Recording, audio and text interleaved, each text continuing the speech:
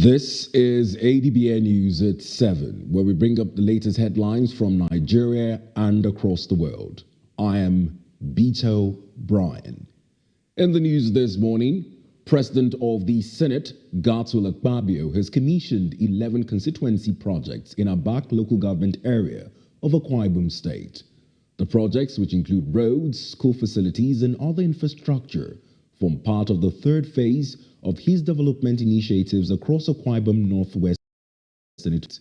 Adbn's Mfon Akman reports.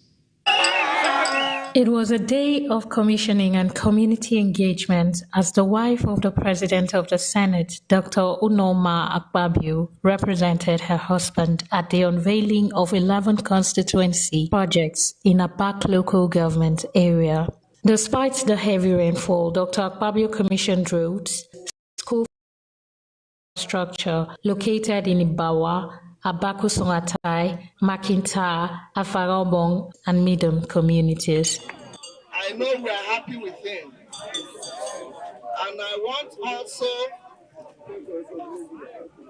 to use this opportunity on your behalf to thank our president, the distinguished Senator Ahmed Bola Tinubu, GCFR, for giving us this opportunity to be here to commission these projects because of the approval of the constituency projects given to members of National Assembly. Present during the commissioning were the Speaker of the Akwa Ibom State House of Assembly, Right Honorable Deme Otong, Chairman of Abak Local Government Area, Lady May Charles, Senior Special Assistant to the Senate President on Legal Matters, Dr. Emmanuel Udosen, traditional rulers and community leaders. The Speaker of the State Assembly commended the Senate President for the development efforts, describing the projects as timely and impactful. Your Excellency, this is my word. This is my word. I will say that we have taken the largest chunk of this your administration this time around, because this school was aiming for this particular building. They were yearning for it. I remember they have been coming to my place asking me when are we coming to put a structure in a Mercantile Secondary School. But you have that vision. Your Excellency, we thank you. The chairman of Abak local government area also reaffirming the people's support for plaque bearers of the All Progressives Congress. For various life-touching projects you executed to the people of Abak local government area, road construction, health centers, schools, ICT centers. Thank you so much for all what you have done for us. 2027. For residents and beneficiaries, the completed facilities are expected to improve access to basic services and contribute to the development of their communities. Mfon Akman, Adbn News. A bill that could change how the South-South Development Commission is funded is before the House of Representatives. Lawmakers are seeking the views of government agencies, regulators, and industry operators on a proposal that would provide additional funding for the Commission to support development projects across the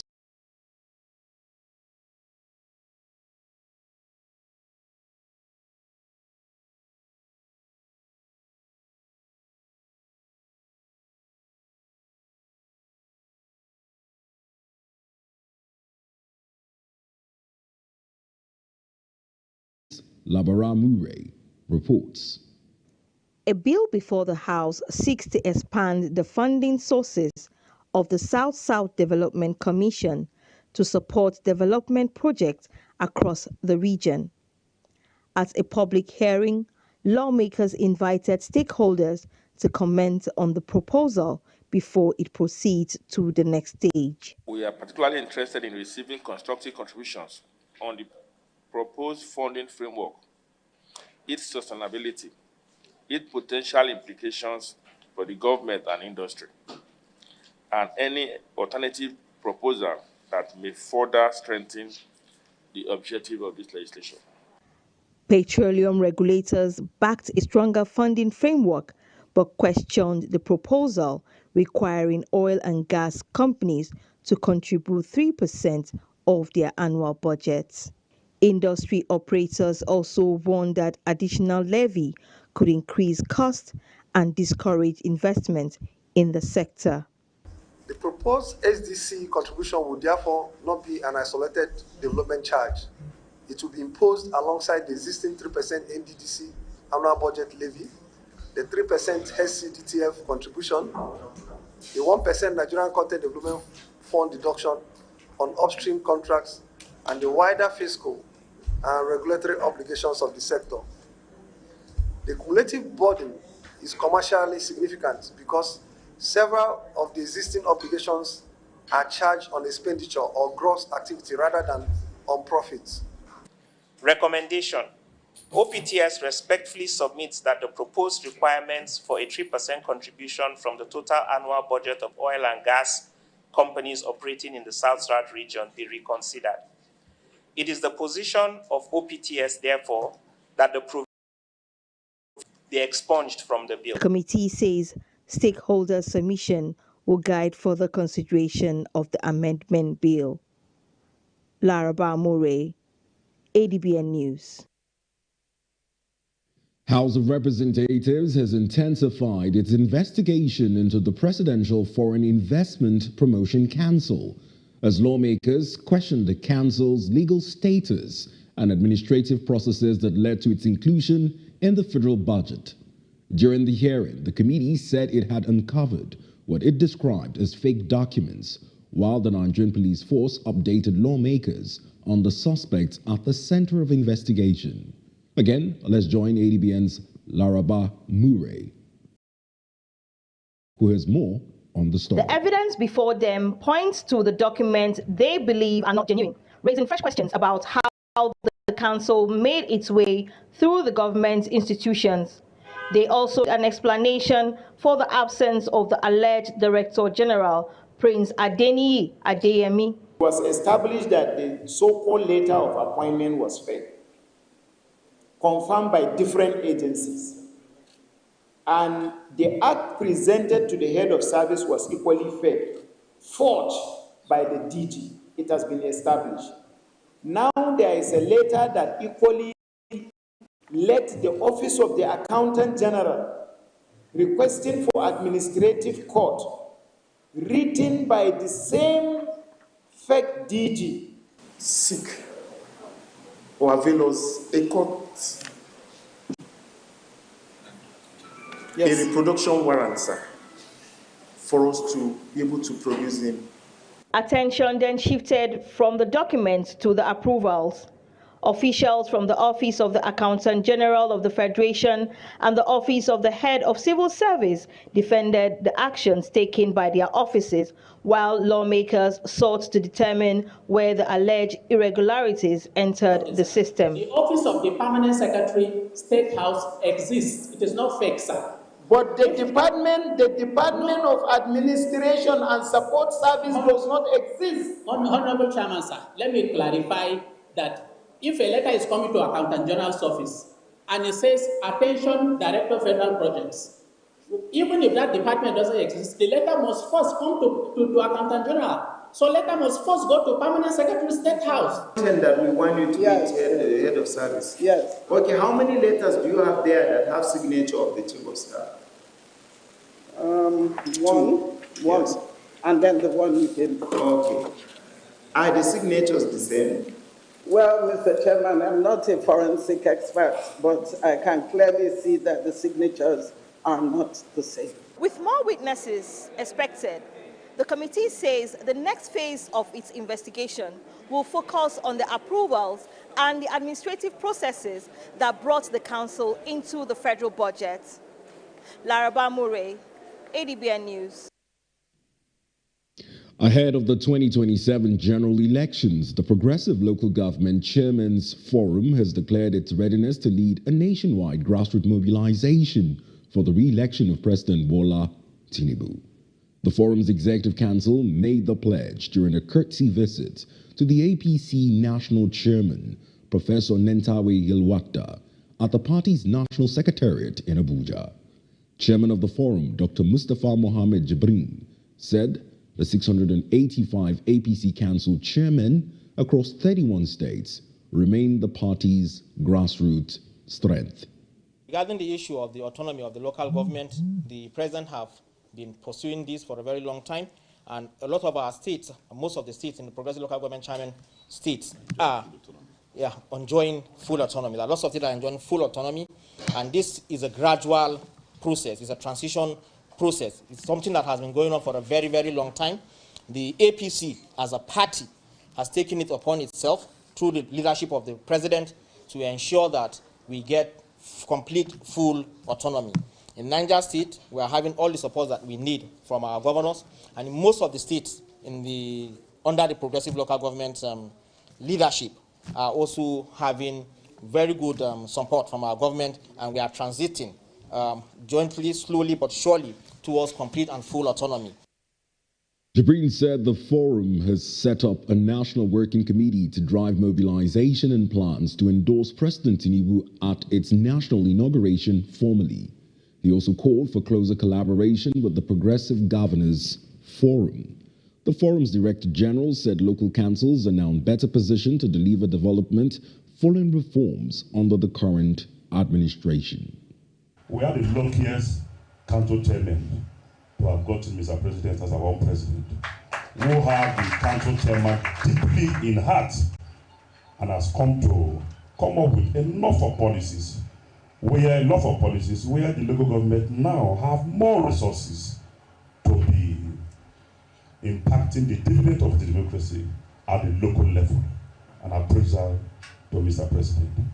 We are the closest to the grassroots. We have our structures down to the grassroots. We have the community trust. We have our administrative structures. We have the grassroots intelligence. And that's the reason why we have come together today to show our support for the President of the Federal Republic of Nigeria, because we've not had any president in the history of Nigeria who has shown his love for the local governments of Nigeria. Responding, APC National Chairman Professor Nentawe Yilwakda described local government chairmen as the party's greatest political asset.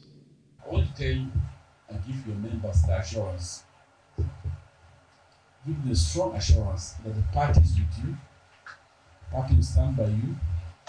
Give them the assurance that you have our full support, that we stand with you with all our hearts, with all our mind, with all our strength. We'll be with you step by step, toe to toe. You have our back to ensure that your program succeeds. And we rest assured also to convey the same message to Mr. President. Professor Yilwakda urged elected office holders to take ownership of political mobilization, saying effective local governance is key to reducing poverty. He also urged the forum of stronger collaboration with the Progressive Governors Forum and said President Tinubu would be briefed on the initiative. The federal government of Nigeria has taken another bold step towards achieving defense self-reliance with the inauguration of Adbn Institute of Technology in Kaduna, a specialized institution established to develop the skilled manpower needed for indigenous defense production. The Minister of State for Defense, Dr. Bello Matawale, says the institute would equip engineers, technologists, and technicians with the expertise required to support Nigeria's growing defense industry, reduce dependence on foreign military technology, and strengthen national security. He added that the institute established by the Defense Industries Corporation of Nigeria, Adbn, would combine academic learning with practical training, research, and innovation to support the design, production, and maintenance of locally manufactured defense equipment. This institute is a legacy project conceived with a vision of equipping our nation with the needed technical expertise required to design, develop, and sustain the platform and system that guarantee our national security. We have completely relied on foreign sources for critical defense capability. With its attendant consequences, the establishment of the DACON Institution of Technology is therefore one of the deliberate steps to change that narrative. The management and academic staff of DACON Institute of Technology, I charge you to try to make it a center of excellence, to drive innovation. Let this institution become the hub where ideas are turned into products that will serve the best interests of our nation, Nigeria. Director General of DICON, Major General Babatunde Ayala, says the institute has received approval from the National Board of Technical Education and has been listed by the Joint Admissions and Matriculation Board, paving the way for specialized programs linked directly to DICON's production facilities. He noted that the institution is designed to bridge the gap between academia and industry while building indigenous capacity needed to strengthen Nigeria's military industrial ambitions. As DG DICON, I pledge that this institute will be fully integrated into the corporation's drive to become the nucleus of Nigeria's defense industry, so that research will translate into products on the factory floor and in the field. My vision is for DICON Institute of Technology to become Africa's foremost center of excellence for defense technology education, applied research and innovation, an institution recognized for producing graduates whose competence, character, and creativity strengthen Nigeria's defense industrial capability and contribute to national development. Inaugurating the institute, the minister reaffirmed the federal government's commitment to supporting research, innovation, and strategic partnerships that will position the institution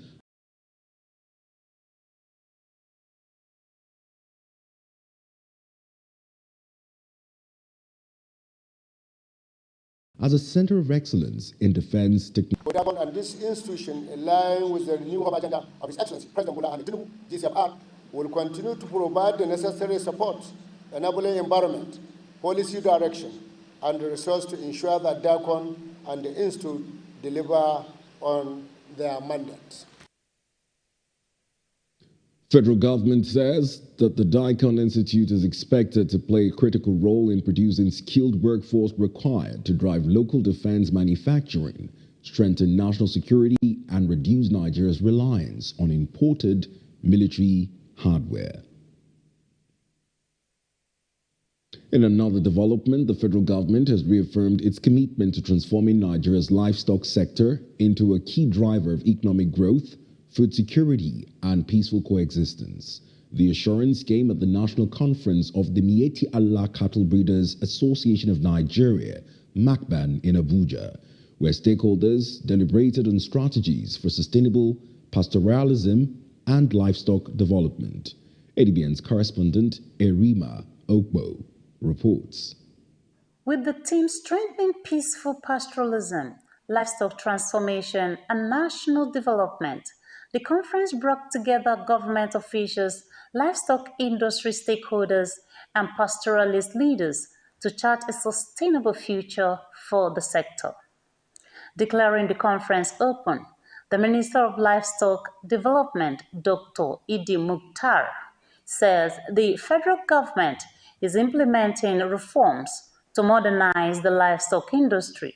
This is to promote peace and harmony between farmers and herders, create jobs, modernize the sector, contribute in eradicating poverty and expanding access to national and international markets, among others. The minister added that the government is advancing policies to strengthen livestock value chains, improve security, attract investment, and expand economic opportunities for herders and other actors across the sector. For this reason, the ministry is currently implementing the national ranching policy, starting with a pilot scheme in Wase Grazing Reserve Plateau State. This will provide opportunities for the pastoralists to reform, to organize, and to invest, and to benefit from it. from private initiatives implemented by both federal and state government. The ranching policy will adopt different development models that will recognize and accommodate the peculiarities of livestock producers in all parts of the country, including smallholder pastoralists. The president of the Meeti Allah Cattle Breeders Association of Nigeria, Baba Uthman Gazema, reaffirmed the association's commitment to peaceful pastoralism and responsible livestock management. He also called for stronger collaboration among government, communities, and security agencies to address long-standing challenges, improve productivity, and reduce conflicts. Today's conference is not merely a gathering of pastoralists. It is a forum for dialogue, partnership, and practical solutions. Pastoralists have played a vital role in Nigeria's agricultural economy by supplying meat, milk, and other livestock products that sustain millions of households.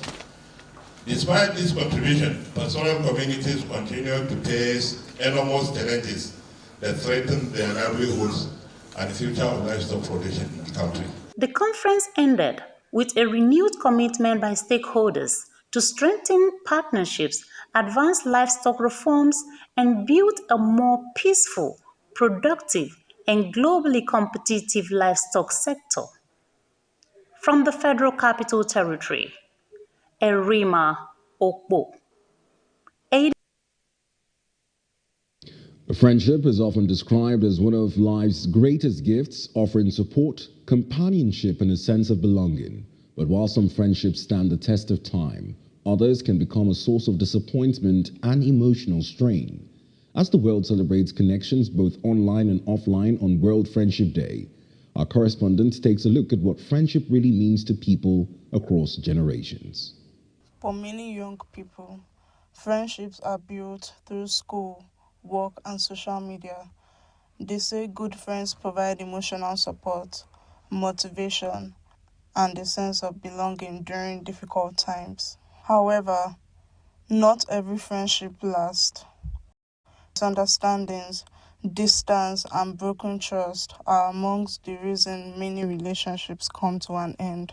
Don't be desperate to make friends, because that's like one of the mistakes you can ever make. So don't be desperate to make friends, because when you are desperate, you will definitely end up with bad friends or the wrong kind of friends that will never value you or love you. So just be free, be yourself, let it flow, and you see that good people always come to you. Friendship must be based on trust. It should be involuntary. There must be respect between those involved. There also is the idiosyncrasy. Now, the thing is that if some of these factors are not in place, you will discover that it impacts negatively on friendships. Basically, if you have a friend, if the person is not impacting you in any social way or any positive way, left to me, they are pointless, because a friend is supposed to be there when you need them.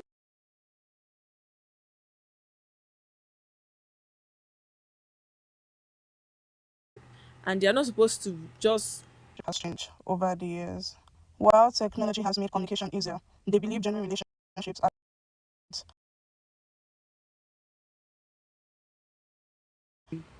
we have what we call welfareist relationship, stomach infrastructure relationship.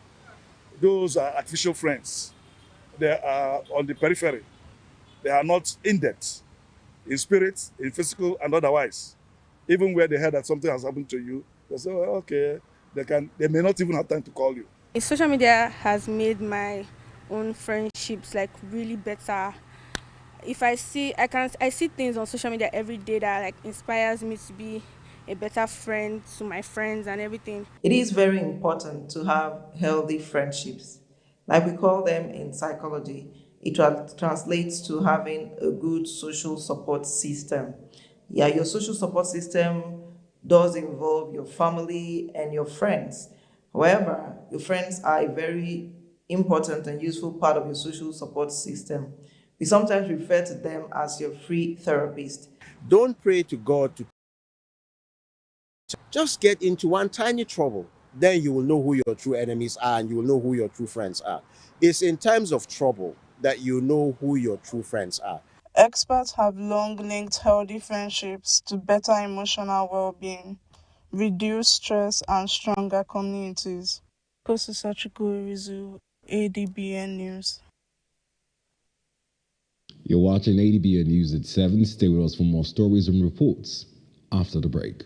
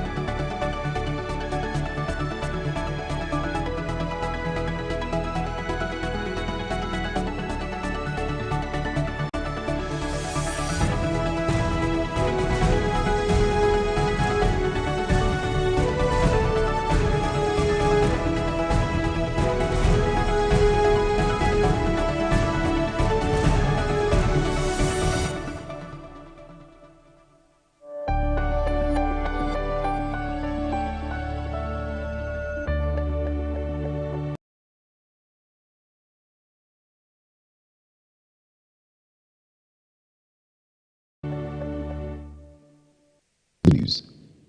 Adbn has charged staff of the Edo State Edogis to embrace innovation, digital transformation, and strategic thinking as key drivers of sustainable revenue generation. The governor gave the charge at a one-day workshop organized to advance his administration's Shine agenda. Represented by his Chief of Staff, Honorable Yakubu Oshir Orenwa Musa, Governor Okpebholo said his administration remains committed to repositioning government institutions to become more efficient, transparent, and productive. He noted that the Edogis plays a critical role in land administration, investment promotion, and revenue generation, urging the agency to align with global best practices through technology-driven solutions and innovative approaches. The governor encouraged participants to maximize the opportunity provided by the workshop by engaging resource persons and applying the knowledge gained to improve service delivery and boost the state's internally generated revenue. He also reaffirmed his administration's commitment to supporting government agencies through capacity building, institutional reforms, and the deployment of modern technologies. In his remarks, the Managing Director of Edogis, Dr. Innocent Bello, described the workshop as a platform to equip staff with practical strategies for sustainable revenue growth and institutional excellence.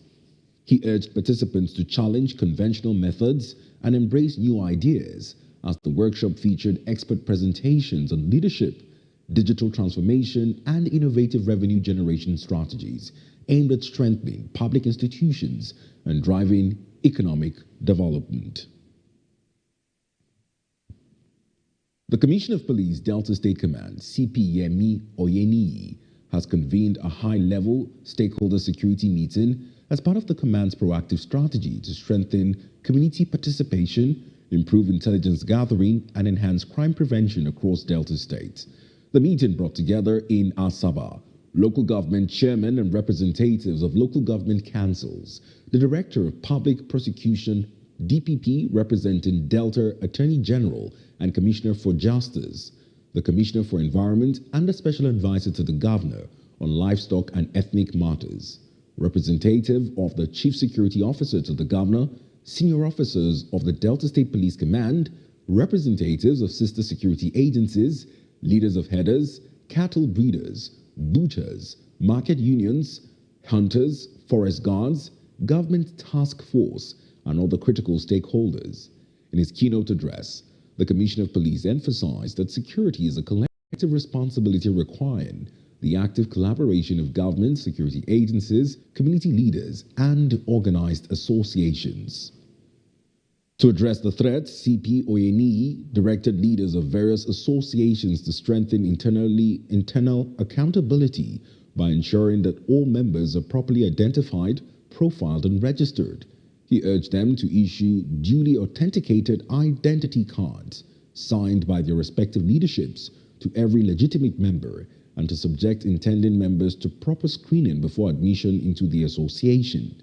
Speaking on behalf of the Attorney General and Commissioner of Justice, the Director of Public Prosecution reaffirmed the ministry's commitment to diligent prosecution of criminal cases and assured stakeholders of continued collaboration with law enforcement agencies to ensure offenders are brought to justice. Also speaking, the chairman of the Association of Local Government of Nigeria, Algon Delta State Chapter, Honorable Chief Isaiah Onorode Esiovwa, who represented the local government chairman, reaffirmed the commitment of the councils to support the police in strengthening grassroots security. He added that diligent prosecution of offenders would serve as a strong deterrent to criminality. Stakeholders also resolved to strengthen intelligence sharing, improve accountability within their respective associations, and sustain collaboration with Delta State Police Command in the collective efforts to enhance public safety and prevent crime across Delta State. The Independent National Electoral Commission, INEC, and peaceful Osun State governorship election on August 15, 2026, assuring stakeholders that all critical preparations have been concluded. Speaking at the Osun State Governorship Election Stakeholders Forum in Osogbo, the chairman of INEC, Professor Joash Ojo Amupiton, SAN, said the commission had completed its logistical, technological, and operational arrangements and was fully prepared to deliver an election that reflects the will of the people. To encourage greater voter participation, Professor Amupiton announced the extension of permanent voter cards PVC collection exercise to Friday, July 31, 2026. 822 newly registered voters, representing 62%, had collected their PVCs.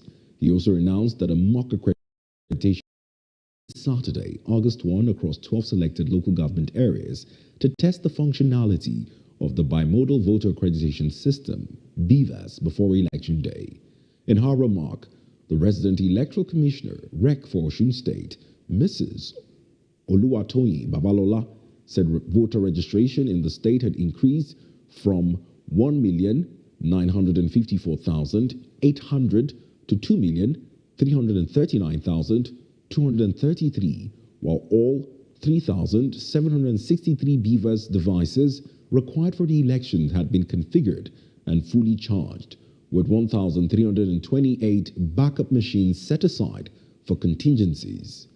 In a related development, Professor Joash Amupiton, SAN, commissioned 2 key facilities at the Osun State INEC office, the INEC Decide Studio and a BVAS storage facility designed to enhance election communication and safeguard critical electoral technology. Following the stakeholders' engagement, the INEC chairman led national commissioners, members of the commission's management, and other senior officials into a meeting with members of the Interagency Consultative Committee on Election Security. You're watching ADBN News at 7.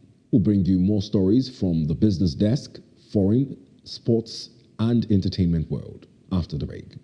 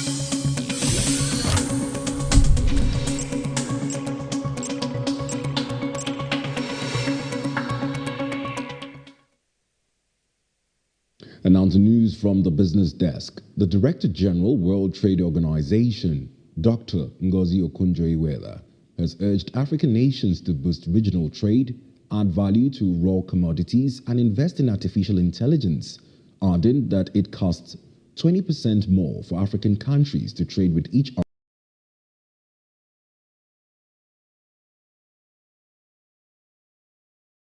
Its forum, organized by the Central Bank of Nigeria, CBN, at its headquarters in Abuja, with the theme Building Resilience Amidst Geo-Economic Uncertainties.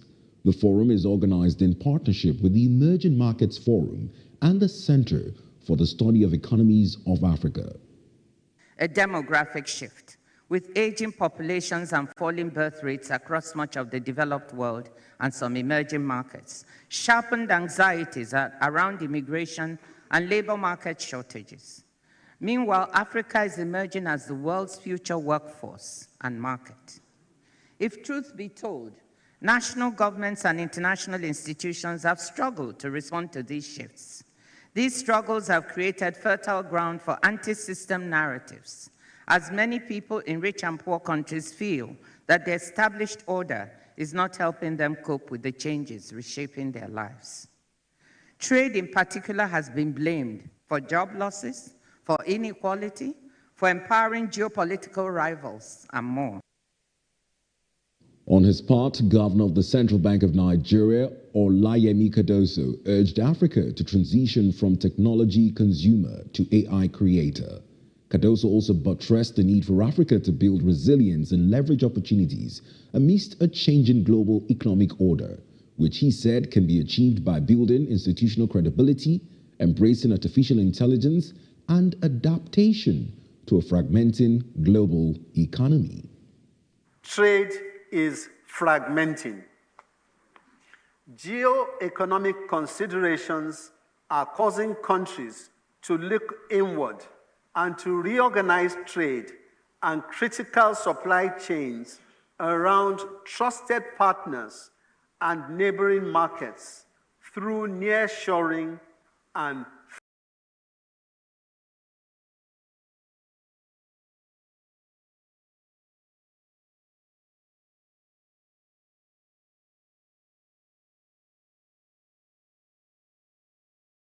for only about 16% of our total trade. We must build stronger regional value chains, produce more of what we consume, and trade more with one another. The highlight of the event was a high-level fireside dialogue between the CBN Governor, Olayemi Cardoso, and the Director General, World Trade Organization, Dr. Ngozi Okonjo-Iweala, on how African nations can sustain macroeconomic reforms, deepen regional integration, and handle global shockwaves.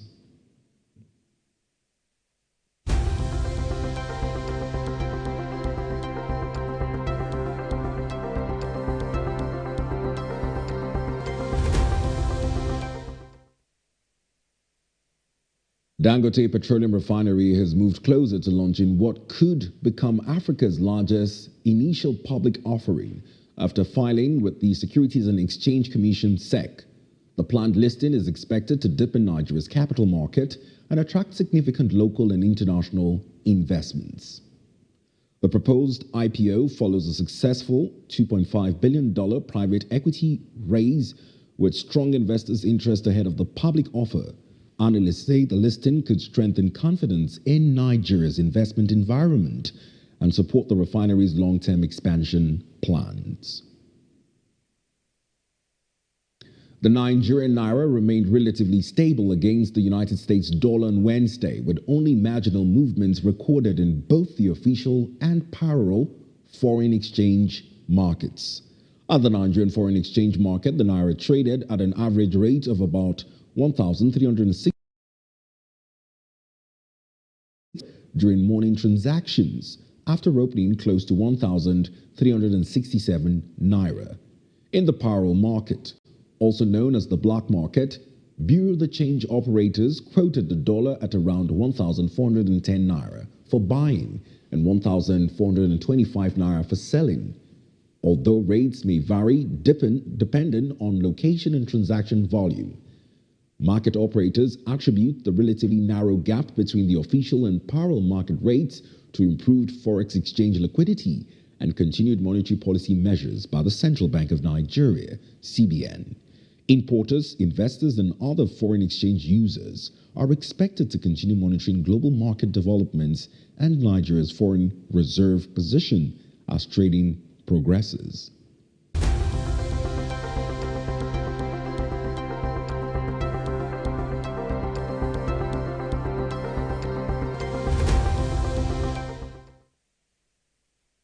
A Russian missile attack that hit targets across Ukraine on Thursday killed at least 7 people, including children, and left several people trapped under the rubble. The assault comes one day after Ukrainian President Volodymyr Zelensky met U.S. President Donald Trump at the White House and asked for additional air defense systems as the over 4 years war continues. Local authorities say large swaths of the country, including the capital Kiev, where one person was killed, were targeted.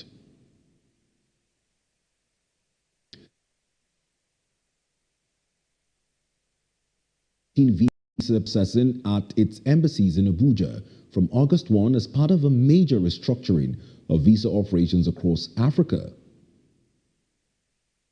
The U.S. Department of State says routine visa services at Abuja Embassy and 24 other diplomatic missions on the continent will be transferred to designated regional visa processing hubs. According to the department, the move is intended to strengthen national security, improve the consistency of visa screening and vetting, and enhance operational efficiency. The U.S. clarified that the policy affects only routine immigrants and non-immigrant visa processing and does not mean that the affected embassies or consulates are closing. For Nigeria, routine visa processing will continue at the U.S. consulate in Lagos, which has been designated as one of the regional visa hubs.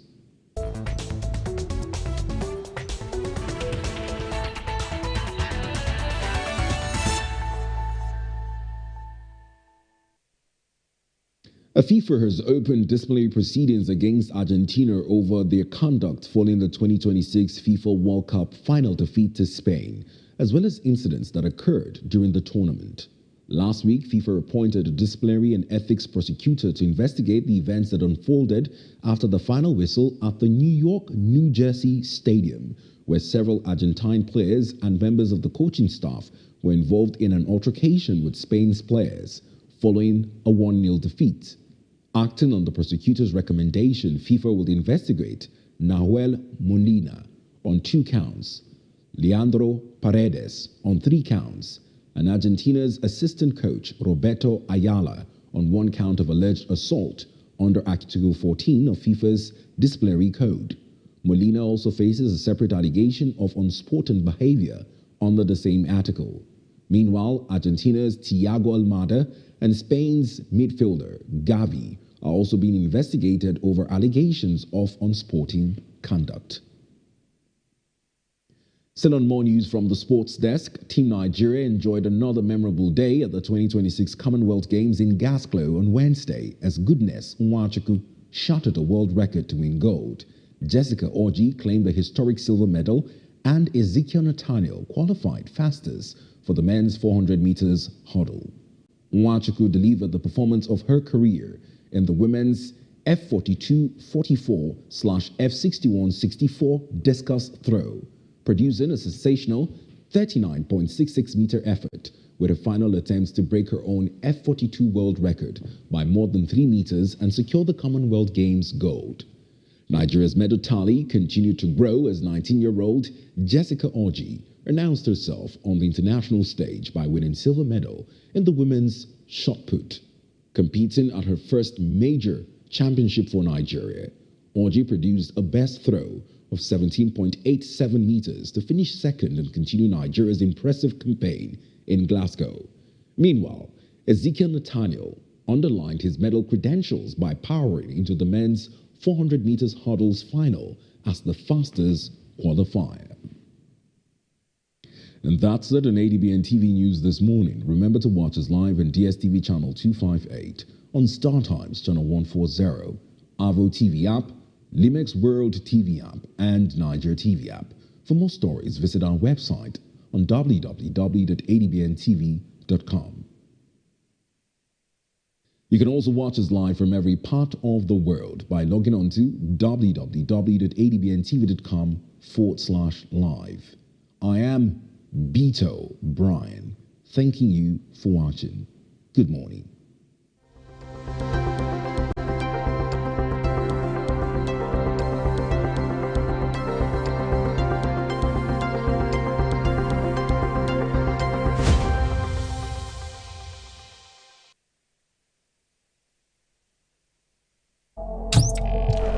Every second, a story breaks. President Bola Ahmed Tinubu has formally presented the 2026 appropriation bill to the National Assembly. The nation reacts. The world shifts. History moves in real time. Before the noise, before the opinions. One screen keeps you connected. From the headlines shaking the nation to the stories everyone talks about tomorrow. Stream anytime, anywhere. When the story matters, you know where to turn. ADBN. A part of you.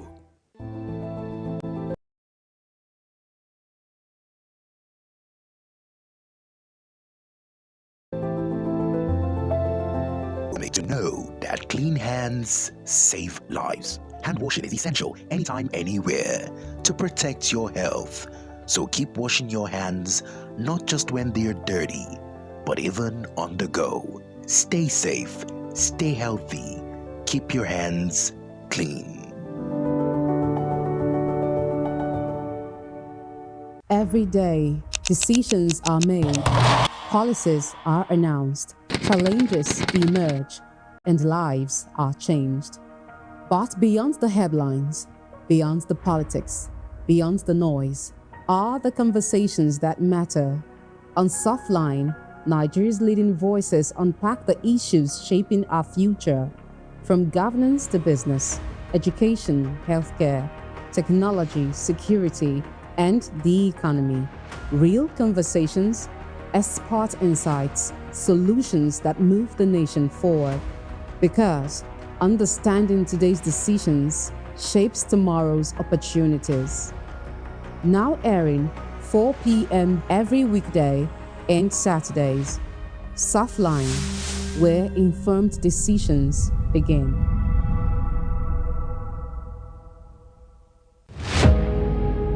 Every day, across forests, highways, towns, and villages, brave men and women stand watch so that Nigeria can sleep.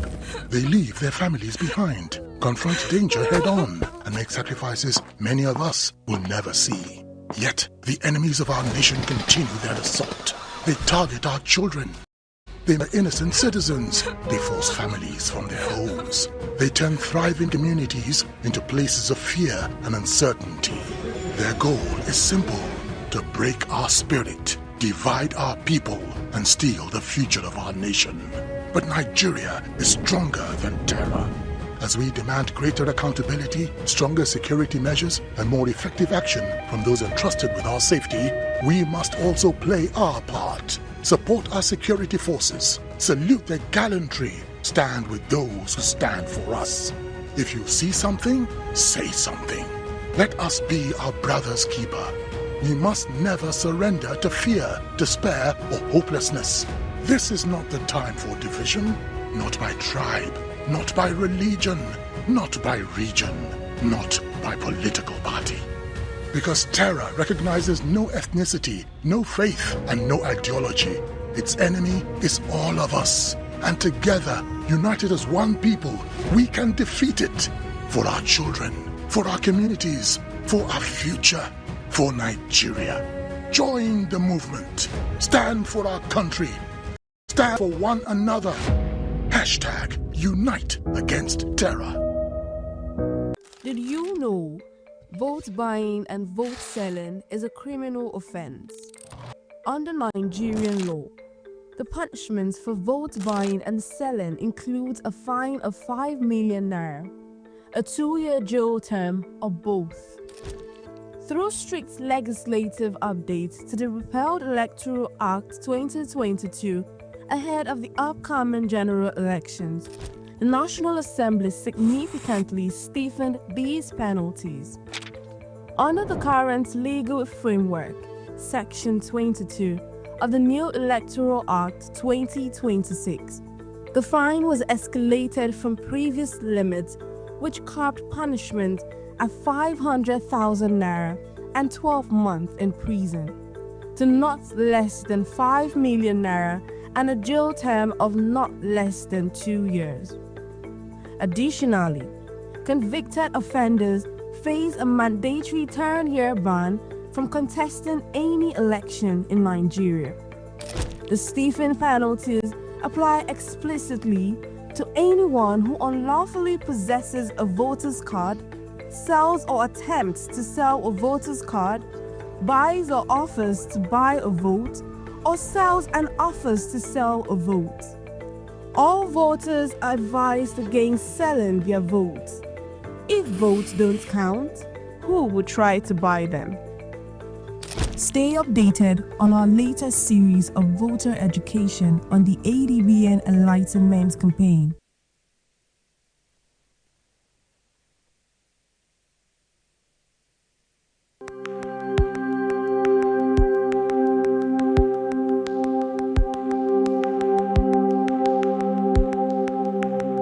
Welcome to the Niger Delta, a region of incredible beauty and stark contrast.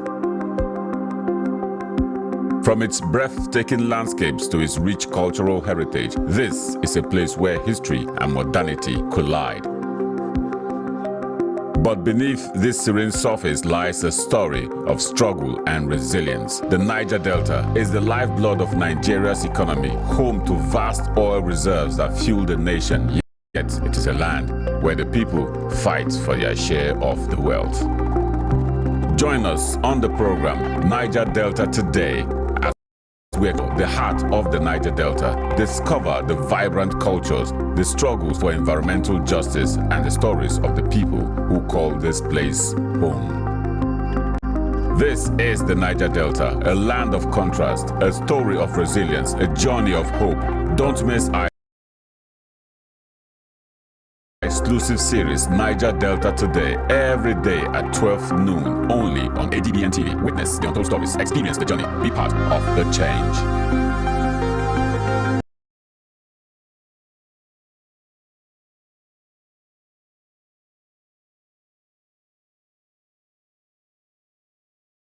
For business information, latest happening business deals, government economic policies, stock, crude oil and commodity trading, financial upstick and downstick, and the world of organized private sector. The Market Report, showing on Adbn TV, 1 to 2 p.m. Monday to Friday. The Market Report, bringing you up to speed in the business world. Did you know the Independent National Electoral Commission, INEC, will begin the distribution of permanent voter cards across Osun State from Wednesday, the 22nd of July 2026, ahead of the Osun State governorship election on Saturday.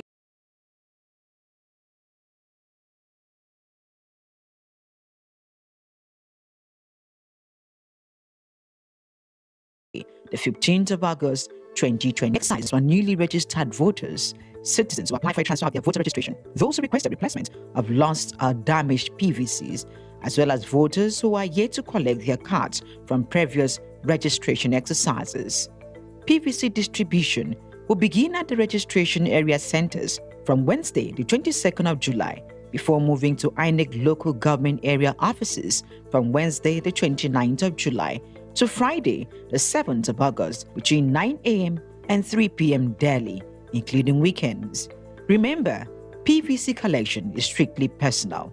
No one can collect your card on your behalf, and without your PVC, you cannot be accredited or vote on election day. As Osun prepares to elect its next governor and deputy governor, visit your designated PVC collection center before the deadline. Collect your permanent voter cards and take your place in deciding the future of Osun on Saturday, the 15th of August, 2026. Get your PVC. Protect. Stay updated on our latest series of voter education on the Adbn Enlightenment Campaign. Every second, a story breaks. President Bola Ahmed Tinubu has formally presented the 2026 appropriation bill to the National Assembly. The nation reacts. The world shifts. History moves in real time. Before the noise, before the opinions. One screen keeps you connected. From the headlines shaking the nation to the stories everyone talks about tomorrow. Stream anytime, anywhere. When the story matters, you know where to turn. Adbn. A part of you. It doesn't take a pandemic or an epidemic to know that clean hands save lives. Hand washing is essential anytime, anywhere to protect your health. So keep washing your hands, not just when they're dirty, but even on the go. Stay safe, stay healthy, keep your hands clean. Every day, decisions are made, policies are announced, challenges emerge, and lives are changed. But beyond the headlines, beyond the politics, beyond the noise, are the conversations that matter. On Softline, Nigeria's leading voices unpack the issues shaping our future, from governance to business, education, healthcare, technology, security, and the economy. Real conversations, expert insights, solutions that move the nation forward. Because understanding today's decisions shapes tomorrow's opportunities. Now airing 4 p.m. every weekday and Saturdays. Softline, where informed decisions begin.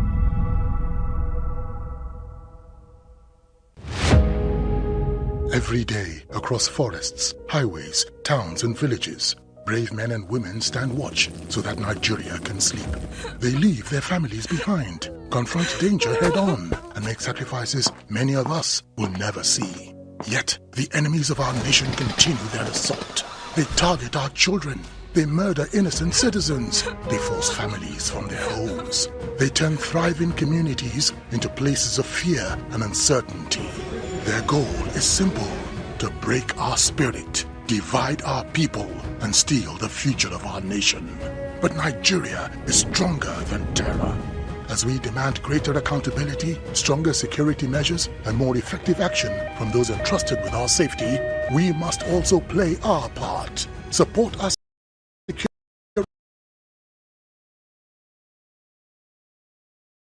See something? Say something. Let us be our brother's keeper. We must never surrender to fear, despair, or hopelessness. This is not the time for division, not by tribe, not by religion, not by region, not by political party.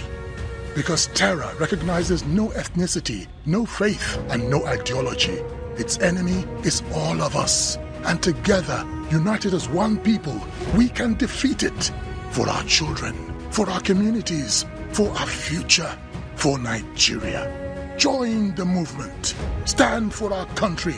Stand for one another. Hashtag Unite Against Terror. Did you know vote buying and vote selling is a criminal offense? Under Nigerian law, the punishments for vote buying and selling includes a fine of 5 million naira, a 2-year jail term, or both. Through strict legislative updates to the repealed Electoral Act 2022 ahead of the upcoming general elections, the National Assembly significantly stiffened these penalties. Under the current legal framework, Section 22 of the new Electoral Act 2026, the fine was escalated from previous limits, which capped punishment at 500,000 naira and 12 months in prison. to not less than 5 million naira and a jail term of not less than 2 years. Additionally, convicted offenders face a mandatory 10-year ban from contesting any election in Nigeria.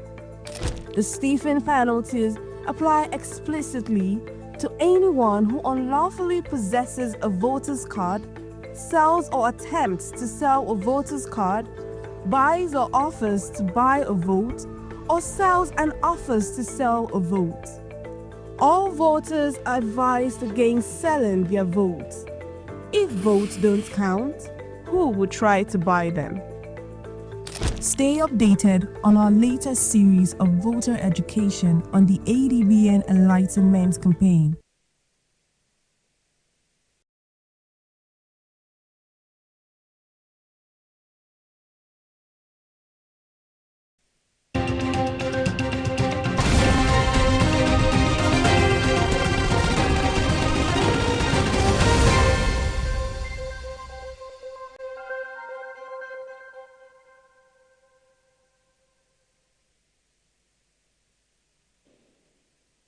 Hello, good morning, and a warm welcome to ADBN's flagship program, Morning Express. My name is Chijioke Okavo, and this is a platform where we bring you up to speed with happenings in and around the country, cutting across matters of national security, how the economy is faring, and political issues.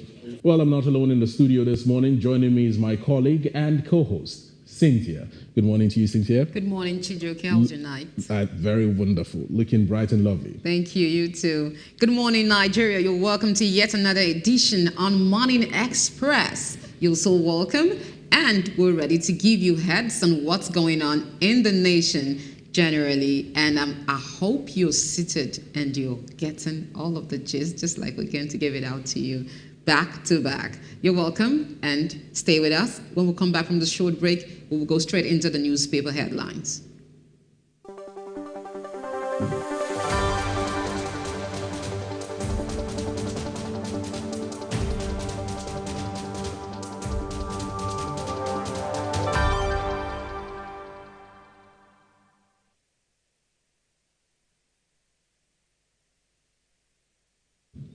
You're welcome back to Morning Express. Without much ado, let's head straight to the front pages. But remember that these stories that we read are always read out as published under the editorial guidelines of the newspaper houses, and they do not in any way represent us or our position here at ADBN TV. You're more than welcome to join the conversation across our social media platforms. Keep those comments coming in, but be civil and respectful in doing so.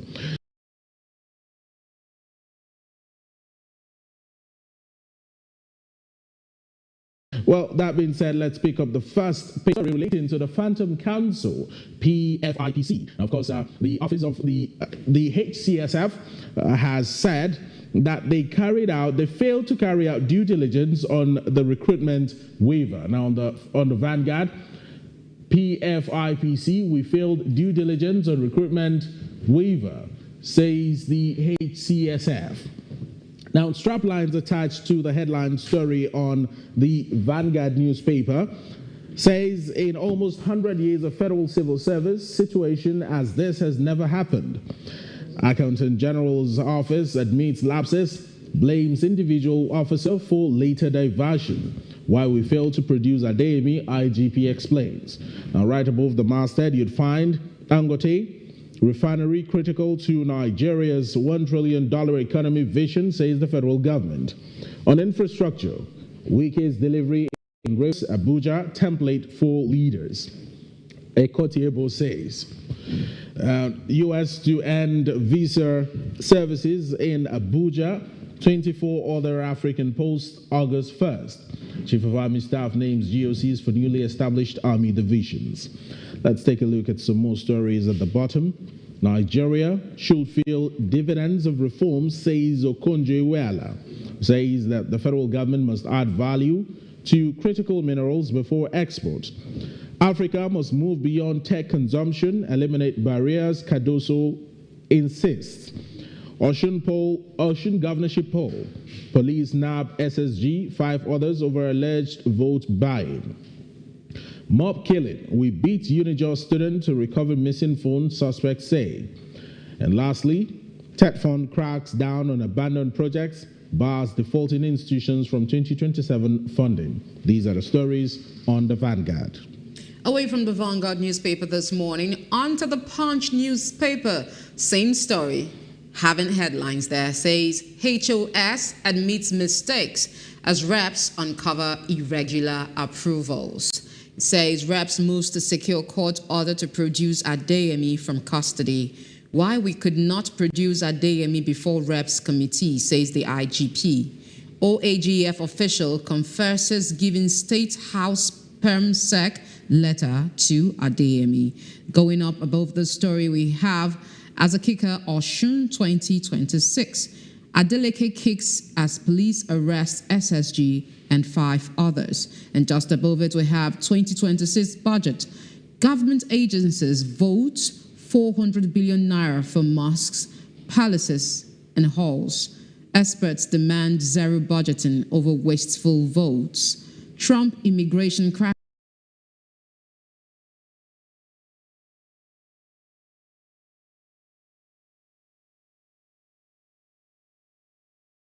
and Saru suspects over Oyo school abduction. Hoodlums kill Lagos dispatch rider for resisting extortion. TED Fund bars varsities with abandoned projects from 2027 funding. And just by the sidebar to the right, we have how Obasanjo's team won $30 billion debt relief for Nigeria, says Okonjo-Iweala. COAS names GOCs for 4 new army divisions. And these are the stories making headlines on the Punch newspaper. Well, away from the Punch newspaper, let's get more reportage on trust on the Daily Trust newspaper today. A similar headline story, much like the first 2 papers. We approved Phantom Council without due diligence, head of civil service says. Now, this story is elaborated in news pages 3 and 4 of the Daily Trust. Right above the masthead, Kaduna attack. I begged my murdered father to flee. Survivor recounts, residents displaced as windstorm destroys houses in Yobe State. Marketers, NMDPRA bicker over fuel import licenses. Now let's see some bottom stories. Human trafficking, fake jobs, social media lure young Nigerians. Police detain Oshun SSG, 5 others over alleged electoral offenses. Controversy trails Lagos CP's presence at City Boy movement inauguration. Presidency mom over reinstatement of NDE DG. Of course, pictures of prominence here capture rubble of a collapsed 2-story building at Angwa-Rogo, Bauchi Road, Sokoto State yesterday. These are the stories on the Daily Trust. Away from the Daily Trust newspaper, on to the Daily Monitor newspaper this morning. Similar story making headlines as it reads, no due diligence. As a kicker, it has fake agency, no due diligence done in PFIPC documents verification, says the HOS. Admits her office could have exercised greater scrutiny before granting the approvals. Why?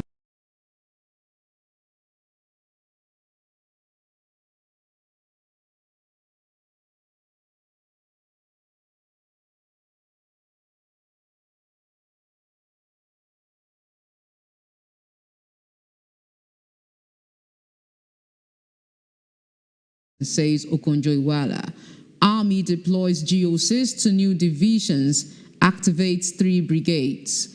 On health, federal government approves herbal medicines to cure illnesses. Southern Kaduna killings.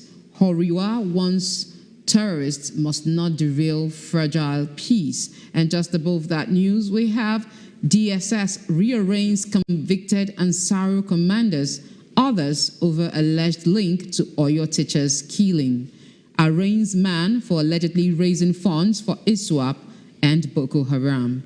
And going under to the rider, we have Dangote refinery critical to Nigeria's $1 trillion economic vision, says the federal government. Hails refinery as symbol of Nigeria's industrial renaissance. Manufacturing is the fastest route to jobs and prosperity, says Dangote. These are the stories making headlines on the Daily Monitor. From the Daily Monitor, we skip over to the Nation newspaper with a different reportage, but still staying around the federal government. On the Nation newspaper, panel chair explains how fake agency got allocation in budget 2026. House committee ends public sessions without Adbn's testimony. Exploit changes for growth. Okonjo-Iweala tells Cardoso tell Africans, rather. And let's see some two bottom stories before we go all the way back to the top. Market to begin September. Nigeria smashes world record. Now, these two stories are found on news pages 4 and 31 of the Nation newspaper. Looking at some more stories above the headline and above the masthead, Dangote refinery critical to Nigeria's $1 trillion economy vision, says the federal government. Plant accounts for 2.5% of globally traded crude oil. Osun 2026. Osun SSG, 5 others arrested in police house raid. INEC asks security operatives to suppress thuggery, cultism. No one can vote with stolen PVCs, says Professor Joash Amupiton. And Sultan backs massive clampdown on terrorist hideout. Orire, DSS arraigns 5 Ansaru terrorists. Army appoints GOCs for 4 new divisions. Lastly, governorship feud festers as Oyo APC G6 insists on consensus. Away from that newspaper onto the Daily Independent newspaper, we have telcos call on states over crippling operations lag. I repeat, telcos call out states over crippling operations lag. Dismiss telecom tariff hike over NCC cost study. And just above this information we have, IGP cites court order for not producing fake PFIPC chief. Reps query OAGF over administrative code granted agency.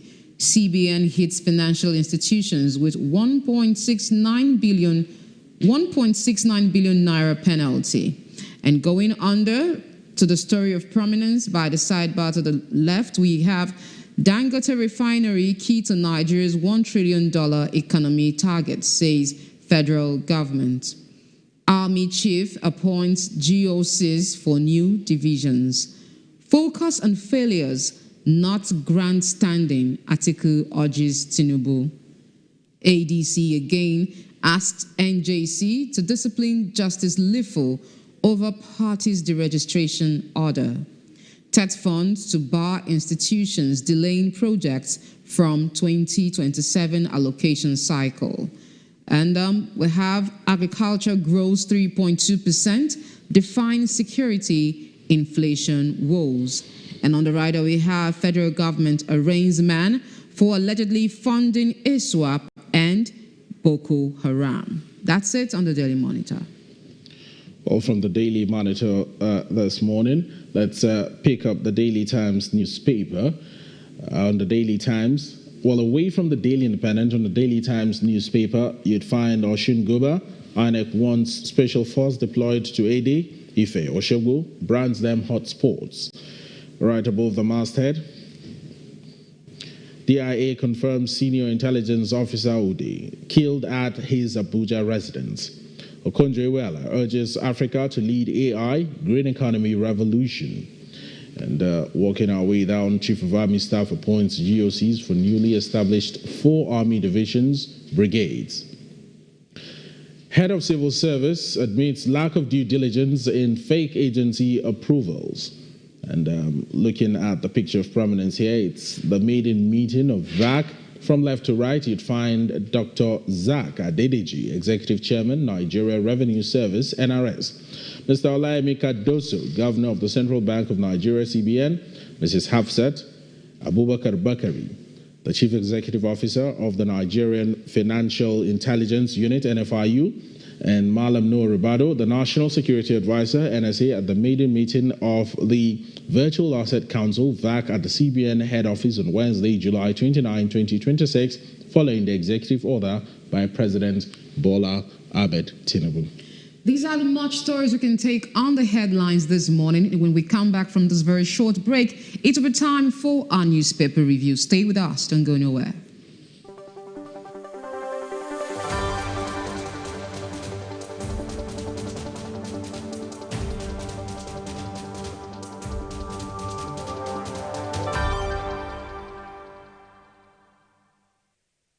Did you know the Independent National Electoral Commission, INEC, will begin the distribution of permanent voter cards across Osun State from Wednesday, the 22nd of July 2026, ahead of the Osun State governorship election on Saturday, the 15th of August 2026. According to the Osun State Resident Electoral Commissioner, Mrs. Oluwatoyin Babalola, the exercise is for newly registered voters, citizens who applied for a transfer of their voter registration, those who requested replacement of lost or damaged PVCs, as well as voters who are yet to collect their cards from previous registration exercises. PVC distribution will begin at the registration area centers from Wednesday, the 22nd of July, before moving to INEC local government area offices from Wednesday, the 29th of July to Friday, the 7th of August, between 9 a.m. and 3 p.m. daily, including weekends. Remember, PVC collection is strictly personal. No one can collect your card on your behalf, and without your PVC, you cannot be accredited or vote on election day. As Osun prepares to elect its next governor and deputy governor, visit your designated PVC collection center before the deadline. Collect your permanent voter cards and take your place in deciding the future of Osun on Saturday, the 15th of August, 2026. Get your PVC. Protect your vote. Stay updated on our latest series of voter education on the Adbn Enlightenment Campaign. Every second, a story breaks. President Bola Ahmed Tinubu has formally presented the 2026 appropriation to the National Assembly. The nation reacts. The world shifts. History moves in real time. Before the opinions. One screen keeps you connected. From the headlines shaking the nation to the stories everyone talks about tomorrow. Stream anytime, anywhere. When the story matters, you know where to turn. Adbn. A part of you. It doesn't take a pandemic or an epidemic to know that clean hands save lives. Hand washing is essential anytime, anywhere to protect your health. So keep washing your hands, not just when they're dirty, but even on the go. Stay safe, stay healthy, keep your hands clean.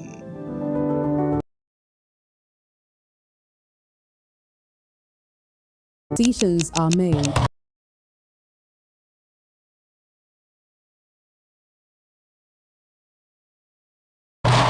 Policy beyond the headlines, beyond the politics, beyond the noise, are the conversations that matter. On Softline, Nigeria's leading voices unpack the issues shaping our future, from governance to business, education, healthcare, technology, security, and the economy. Real conversations, expert insights, solutions that move the nation forward. Because understanding today's decisions shapes tomorrow's opportunities. Now airing 4 p.m. every weekday and Saturdays. Softline, where informed decisions begin.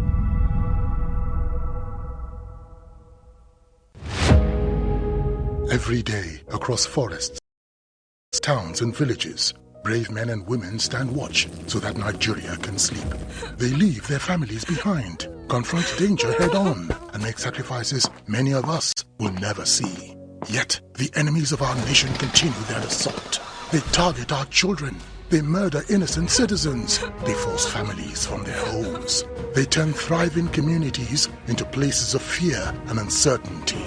Their goal is simple: to break our spirit, divide our people, and steal the future of our nation. But Nigeria is stronger than terror. As we demand greater accountability, stronger security measures, and more effective action from those entrusted with our safety, we must also play our part. Support our security forces, salute their gallantry, stand with those who stand for us. If you see something, say something. Let us be our brother's keeper. We must never surrender to fear, despair, or hopelessness. This is not the time for division, not by tribe, not by religion, not by region, not by political party. Because terror recognizes no ethnicity, no faith, and no ideology. Its enemy is all of us. And together, united as one people, we can defeat it. For our children, for our communities, for our future, for Nigeria. Join the movement. Stand for our country. Stand for one another. Hashtag Unite Against Terror.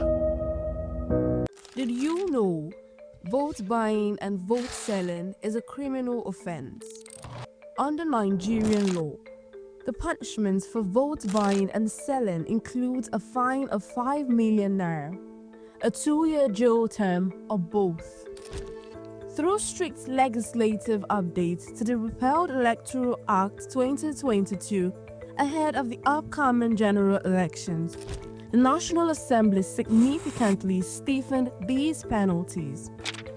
Under the current legal framework, Section 22 of the new Electoral Act 2026, the fine was escalated from previous limits, which capped punishment at 500,000 naira and 12 months in prison, to not less than 5 million naira and a jail term of not less than 2 years. Additionally, convicted offenders face a mandatory 10-year ban from contesting any election in Nigeria. The stiffened penalties apply explicitly to anyone who unlawfully possesses a voter's card, sells or attempts to sell a voter's card, buys or offers to buy a vote, or sells and offers to sell a vote. All voters are advised against selling their votes. If votes don't count, who will try to buy them? Stay updated on our latest series of voter education on the 8th.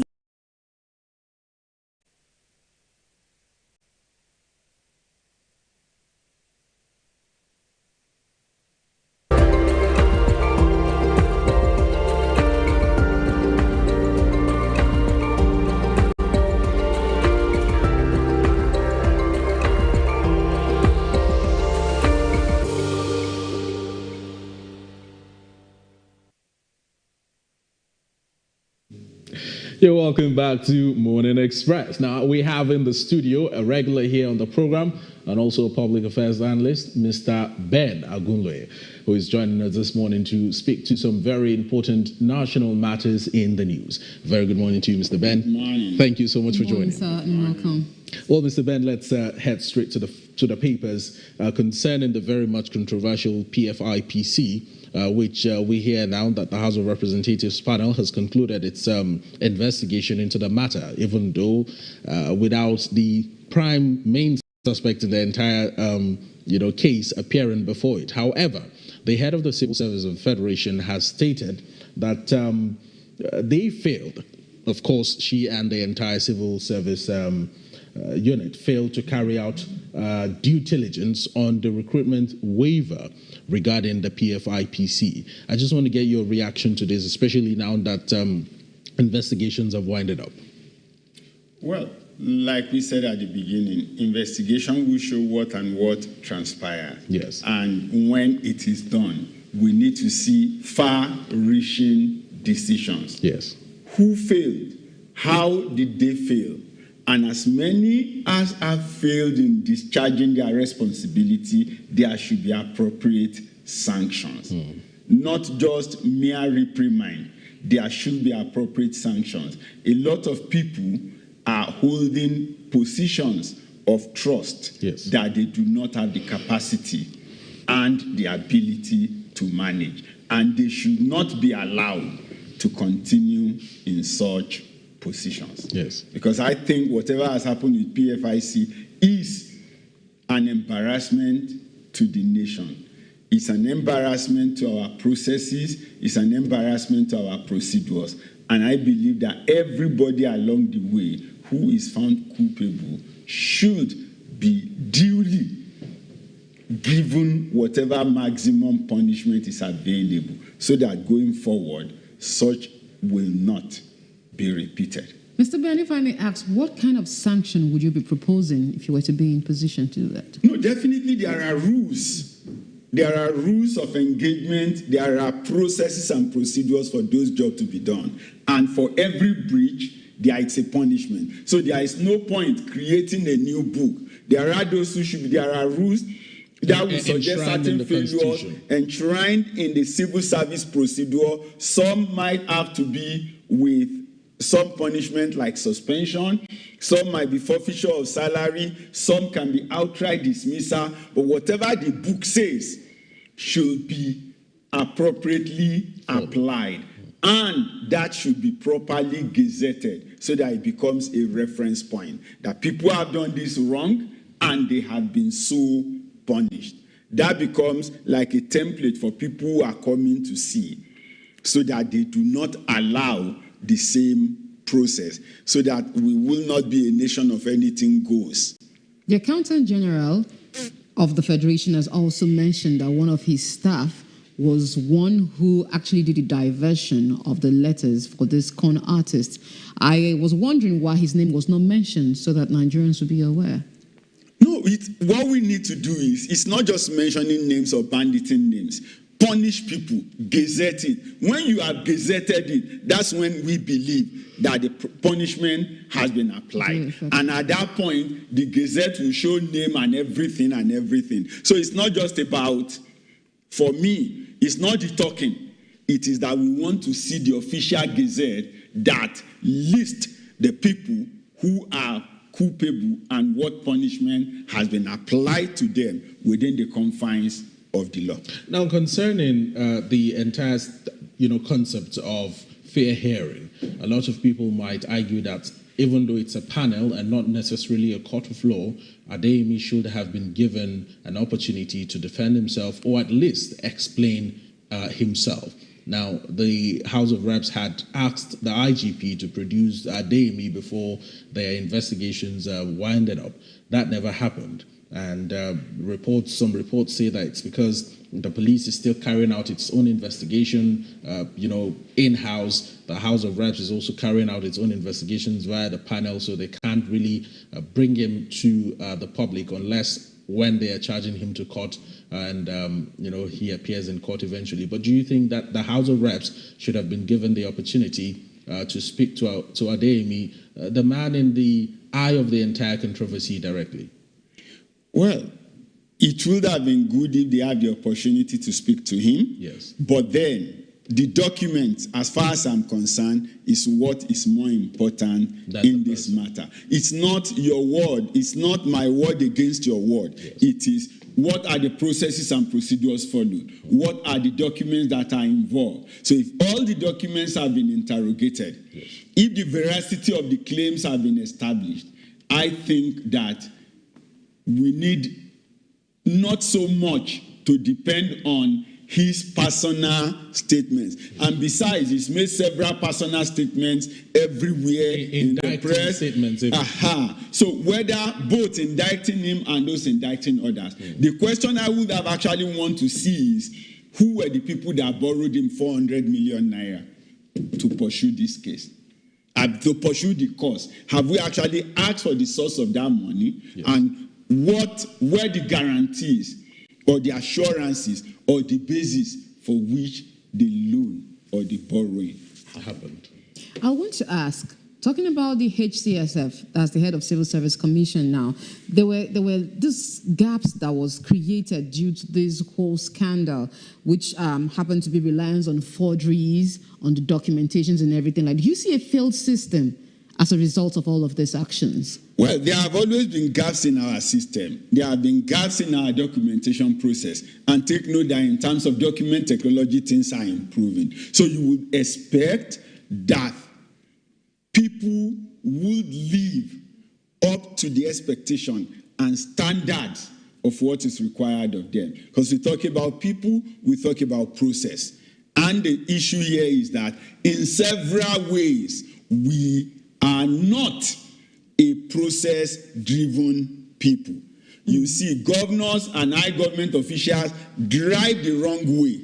We see even somebody who had no stand, taxi drivers, Okada riders, break the traffic light. That we don't keep to rules and procedures as a people on a high scale is not new. So if you are saying this happened in the office, we see them on the street.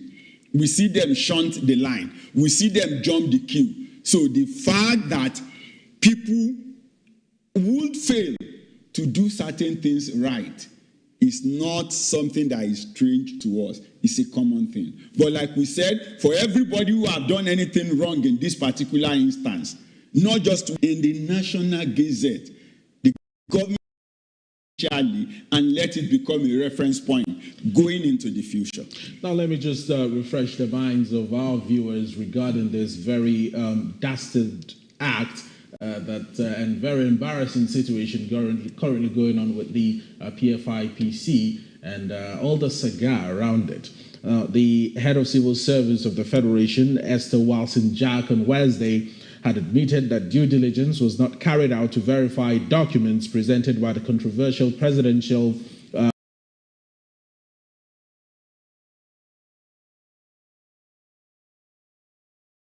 Foreign Intervention Promotion Council and Recruitment Waiver.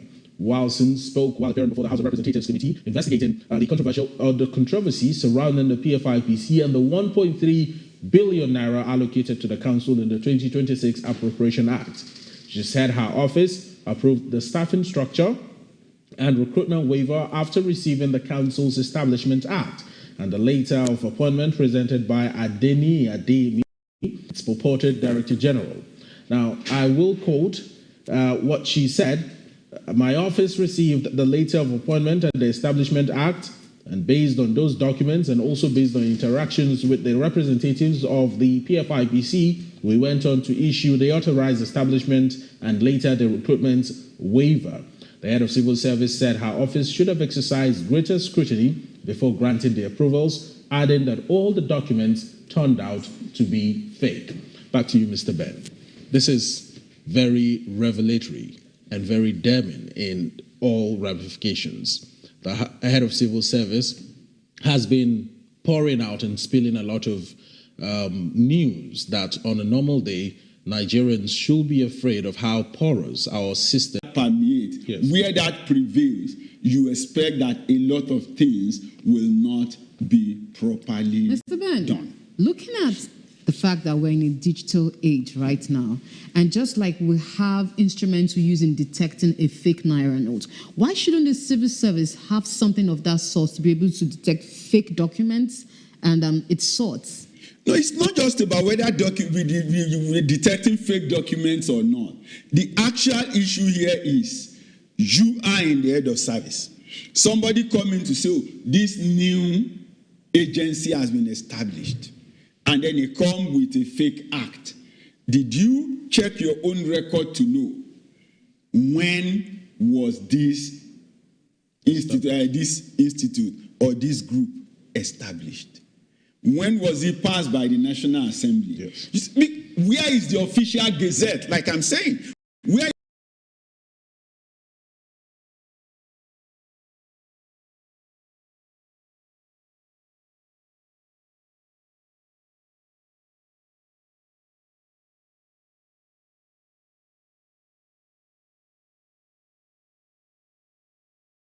But ab initio in the first place, no check, no verification was done to ensure that this agency that you are talking about is supposed to be in existence.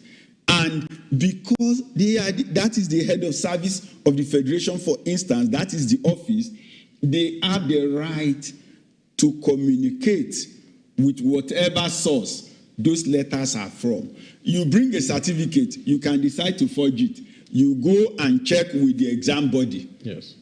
Was this a candidate in your system? But we've had a way where a lot of people forge a lot of documents, and because they are sure, the reason for the forgery is the assurance that the person you are presenting it to will not even make due verification. That's why somebody could possibly be online and tell you he has a first-class upper from a university. He would have presented it to some people who will listen to him and do what? Clap for him. Clap. Because such individual doesn't even know what they are talking about. And the people I've listening met to him also some young don't know people what who he's told me, talking they are about. stranded in Kano, they came from Katsina State University or blah, blah, blah, blah. Yes. And then I mentioned the name of the Liberian because I'm a Liberian. Yes. I said, oh, is so and so person still your Liberian? They're coming from a university. They said, no, we don't actually interact with that. But they now said, but we only know the rector. A university does not have a rector. So that tells me instantly that these children were lying. Because you knew. Because I knew the university should have a vice chancellor, not a rector. Maybe they have a friend in the polytechnic who has spoken something about the rector before. Yes. And then, but they are now. So I said, well, I will still help you in any way that I can, but know it that you are not from the university. And Mr. they Ben, kept from quiet. what you've been saying, it seems to me as if you're trying to fault the employment processes of the civil servants. It's not about their employment process. It is that people have been employed. It is that there is opportunity for training.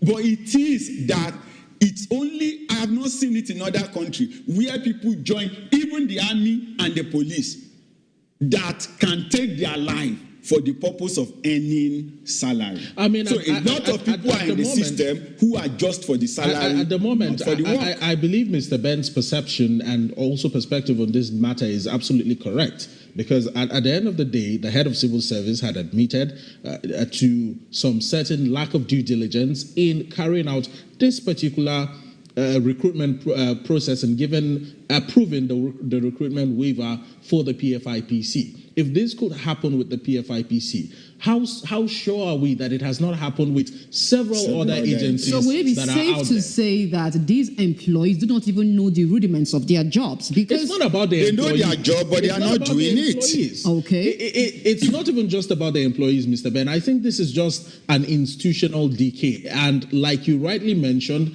a lack of due diligence. There is absolutely no way. In fact, if you talk about fake documents and purported documents and whatnot, I would have thought that the House of Representatives panel investigating this matter would have brought in forensic experts to look at the documents and then decide and give a verdict that these documents are fake. But if the House of Representatives panel figured out by merely looking at it by themselves that the documents are fake, how more so the head of civil service or the office of the head of civil service that has that major responsibility of ensuring that it handles the thousands, hundreds of thousands of civil servants that we have, or even millions of civil servants that we have in Nigeria at the moment. It's quite absurd, to say the least. Interesting. So are we now saying there should be some sort of indictment on the employees, not just the head of civil service itself? It's a system.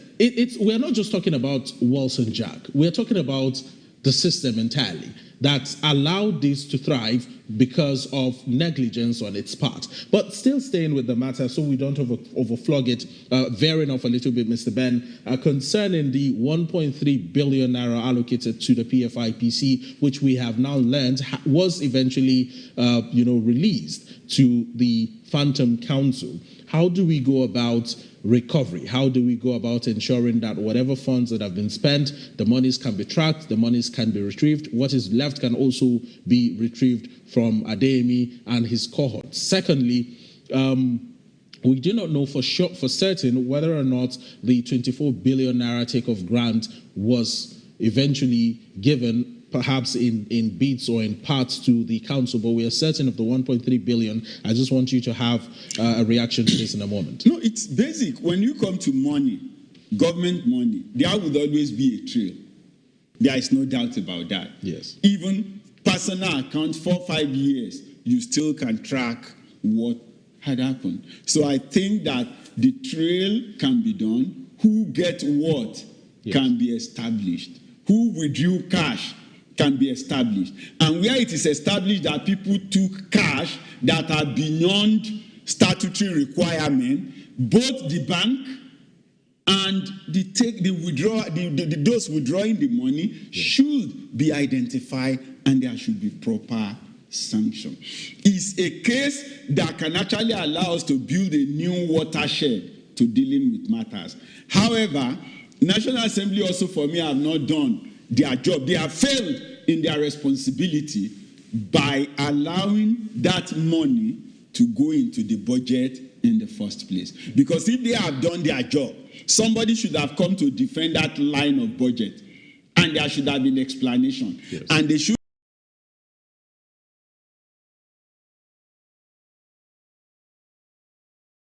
have asked, when did we pass organization? Because there shouldn't have been a statutory body who can draw from the budget of the Federation without a corresponding establishment act, which would either have come as an executive bill through the National Assembly or would have been an originating bill from the National Assembly. So if the National Assembly has not passed anything to establish a foundation, why did they allow budget to be passed into that foundation? So for the National Assembly also, there is an issue.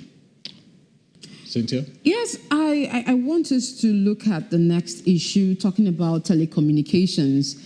The NCC is complaining that state governments are actually crippling their operations, and they always due to rise in cost of operations and bureaucratic approval delays and resistance to price caps. What do you make of this news, sir? Well, we need to be fair to all parties. Yes, you want to do your business and you want to remain in business, but the people also have got the right to survive.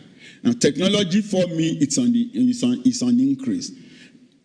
Elsewhere, people are collaborating, and I think that is what should come to the technology space, where you could co-locate your infrastructure, you could do sharing, and that bring effectiveness to the people while lowering the cost in the locality. Now, when you are accusing state government, yes, state governments own land, but there are also the landowners in the individual environment which you need to discuss with. Now, a lot of time also, we have this reality that we don't believe. It's still about process. It's still about process. We don't believe in due process, and a lot of people are not ready to follow it. We want to follow the back door. You want to follow the side way. And then somewhere in between, you are hooked. Otherwise, I think it's something that is straight. You need to put an infrastructure in place. No state, I do not expect, right, to deliberately prevent the establishment of the putting together of any infrastructure that will make life better for the citizens. I clearly believe that. So if there are delays, it means something was wrong, either in the application process leading to the approval. And a lot of time, that is actually the case. And then somebody somewhere now want to show like, well, you think you can bypass me? Now I have the muscle to do this or to do that. So I think everything boils down to whether it's the local operators or the international operators, the telcos and their agents must understand what the principles and the rules are and follow it to the letter. Now, where that is done, we will not expect that there will be much delays. While that might be true, Mr. Ben, let's also put into perspective how very tightly knit the telecommunications industry is. We have less than 5, telecom operators currently operating in Nigeria. For the want of time, I wouldn't want to mention them. However, when it comes to the oil and gas industry, for instance, it's quite open to the public. Investors can come in, local investors, foreign investors can also come in. Why has the telecommunications industry shut its doors almost for the longest of time from other investors to come in and also enjoy the, largesse in the industry? No, I don't think that the door is shut. The practical reality is that the Nigerian terrain is somewhat unique. How? And so unique in that there are ways a number of things are done. We've been talking about inefficiency. We've been talking about lack of people following the process and doing the due diligence as at when required. So in the telecom industry, you will likely not want to bring in your money and sink it into an opaque environment. Even the oil sector that you mentioned, a lot of things in the Nigeria, like maybe the laborers and the rest of them. Now they might be doing other things, but initially they came for where they saw gaps and plugged into the gaps. So I don't think there is anything limiting anybody who see gaps in our system from plugging in. But what we are even saying is, from the numbers that you have, now a single switch in the UK is used by BT, by TalkTalk, and I think by T-Mobile. The same switch. Do you understand? That's where they plug all their terrestrial subscribers. Yes. And most of those switches have been there forever, owned by the British Telecom. But today, so we need to look at where is that infrastructure backbone. It's actually not there. We're still running some form of needless competition. The base stations are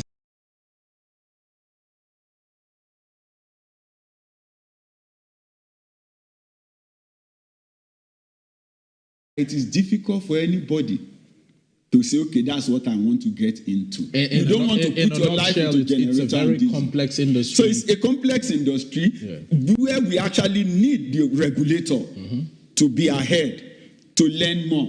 And like we said, begin to create forum to ensure that there is collaboration to benefit the people and to lower the cost of operation. So as long as you cannot bring down the operating cost, anybody coming in newly, of course, I'm sure you know what the cost of generator is, you know what the cost of diesel is, and then the fact that you now have to provide security. Like we said on the part of NCC should also be ahead in terms of understanding what are the technological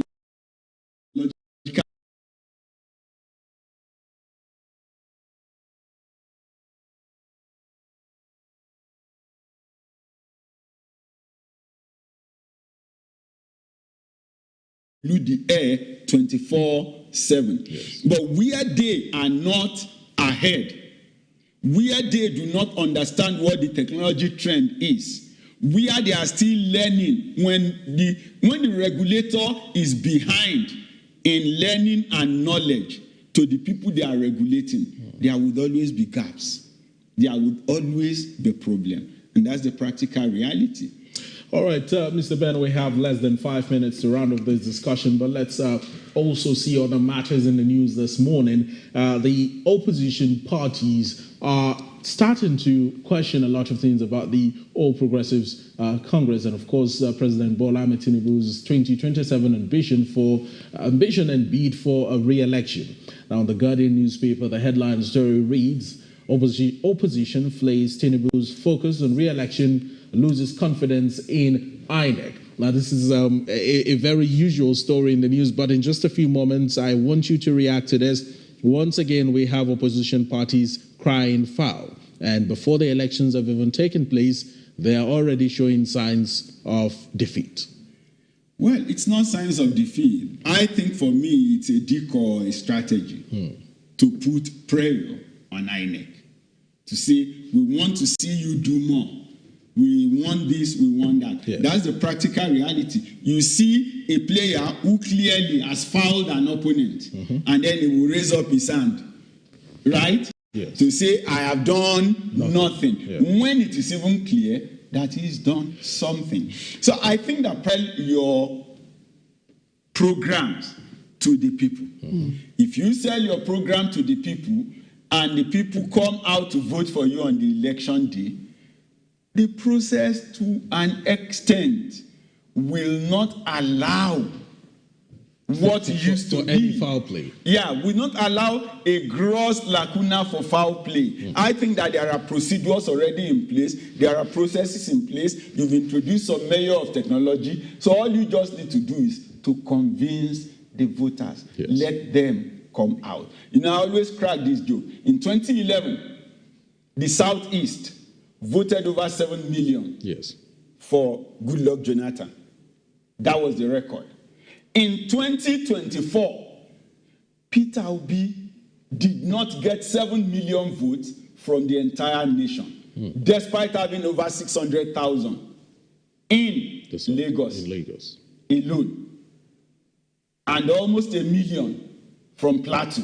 That's an abnormality. So, despite all that, he did not get 7 million votes. He tells you what has happened to the Southeast voters of 2011. Is it that they suddenly got tired, or is it that in 2011 the figures were written and the voting were not genuine? Quite very mind-boggling question. But whatever case you put it, yes, he didn't get 5 million in the Southeast in 2024. Yes. But Goodluck Jonathan, a non-indigen, who did not enjoy the kind of support, organic support that Peter Obi enjoyed, got 7 million. 7 million. So it tells you that something is wrong. Our processes is improving. The number of votes seems to have come down, but I think they are more genuine. So opposition parties should focus on driving the grassroots to actually participate and preparing and position, drive the followership. Yes. Follow the process with INEC and ensure that you satisfy your own responsibilities. When you have done that, then you can now take the rest to court if you are still dissatisfied. All right, thank you so much with us. Well, we've been speaking to Mr. Ben Agunloye, Public Affairs Analyst on Morning Express this morning. We'll take a break. When we return, we'll still be visiting political matters relating to opposition parties. The Stephen penalties apply explicitly to anyone who unlawfully possesses a voter's card, sells or attempts to sell a voter's card, buys or offers to buy a vote, or sells and offers to sell a vote. All voters are advised against selling their votes.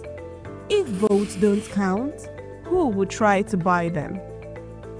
Stay updated on our latest series of voter education on the Adbn Enlightenment Campaign.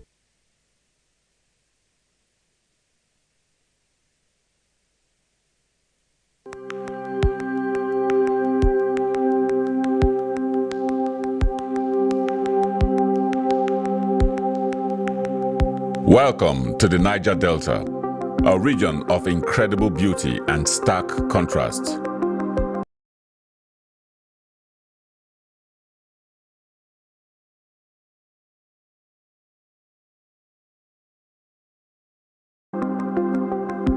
From its breadth, but beneath this serene surface lies a story of struggle and resilience. The Niger Delta is the lifeblood of Nigeria's economy, home to vast oil reserves that fuel the nation, yet it is a land where the people fight for their share of the wealth. Join us on the program Niger Delta Today as we explore the heart of the Niger Delta, discover the vibrant cultures, the struggles for environmental justice, and the stories of the people who call this place home.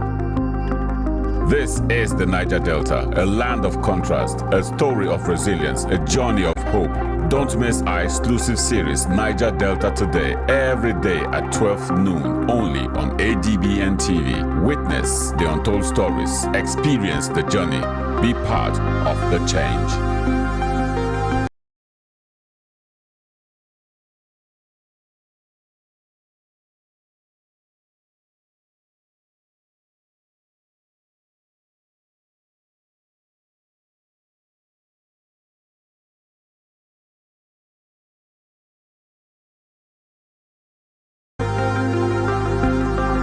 financial upstick and downstick, and the world of organized private sector. The Market Report, showing on Adbn TV, 1 to 2 p.m., Monday to Friday. The Market Report, bringing you up to speed in the business world.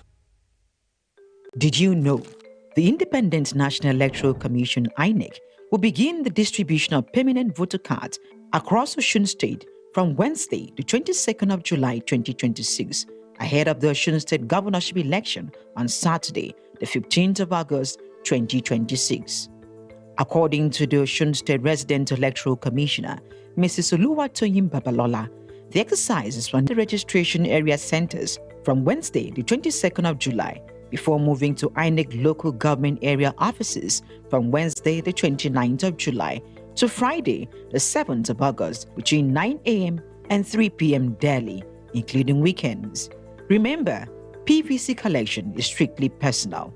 No one can collect your card on your behalf, and without your PVC, you cannot be accredited or vote on election day. As Osun prepares to elect its next governor and deputy governor, visit your designated PVC collection center before the deadline. Collect your permanent voter cards and take your place in deciding the future of Osun and your vote. Stay updated on our latest series of voter education on the Adbn Enlightenment Campaign. Every second, a story breaks. President Bola Ahmed Tinubu has formally presented the 2026 appropriation bill to the National Assembly. The nation reacts. The world shifts. History moves in real time. Before the noise, before the opinions. One screen keeps you connected. From the headlines shaking the nation to the stories everyone talks about tomorrow. Stream anytime, anywhere. When the story matters, you know where to turn. Adbn. A part of you. It doesn't take a pandemic or an epidemic to know that clean hands save. Hand washing is essential anytime, anywhere to protect your health. So keep washing your hands, not just when they're dirty, but even on the go. Stay safe, stay healthy, keep your hands clean. Every day, decisions are made, policies are announced, challenges emerge, and lives are changed. But beyond the headlines, beyond the politics, beyond the noise, are the conversations that matter. On Softline, Nigeria's leading voices unpack the issues shaping our future, from governance to opportunities.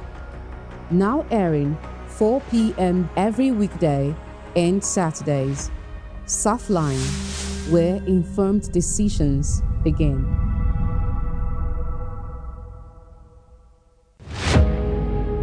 Every day, across forests, highways, towns and villages, brave men and women stand watch so that Nigeria can sleep. They leave their families behind, confront danger head-on, and make sacrifices many of us will never see. Yet, the enemies of our nation continue their assault. They target our children. They murder innocent citizens. They force families from their homes. They turn thriving communities into places of fear and uncertainty. Their goal is simple: to break our spirit, divide our people, and steal the future of our nation. But Nigeria is stronger than terror. As we demand greater accountability, stronger security measures, and more effective action from those entrusted with our safety, we must also play our part. Support our security forces. Salute their gallantry. Stand with those who stand for us. If you see something, say something. Let us be our brother's keeper. We must never surrender to fear, despair, or hopelessness. This is not the time for division, not by tribe, not by religion, not by region, not by political party. Because terror recognizes no ethnicity, no faith, and no ideology. Its enemy is all of us. And together, united as one people, we can defeat it. For our children, for our communities, for our future. for Nigeria. Join the movement. Stand for our country. Stand for one another. Hashtag Unite Against Terror.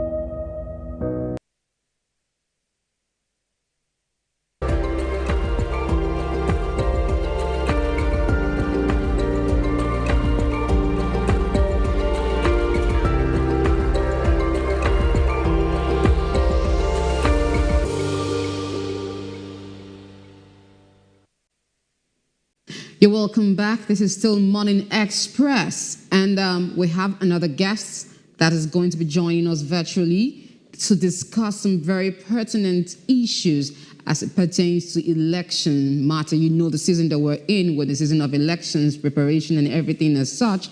And he's a legal practitioner. His name is Bolahan Ogunmola, managing partner at Professor Attorneys and Solicitor.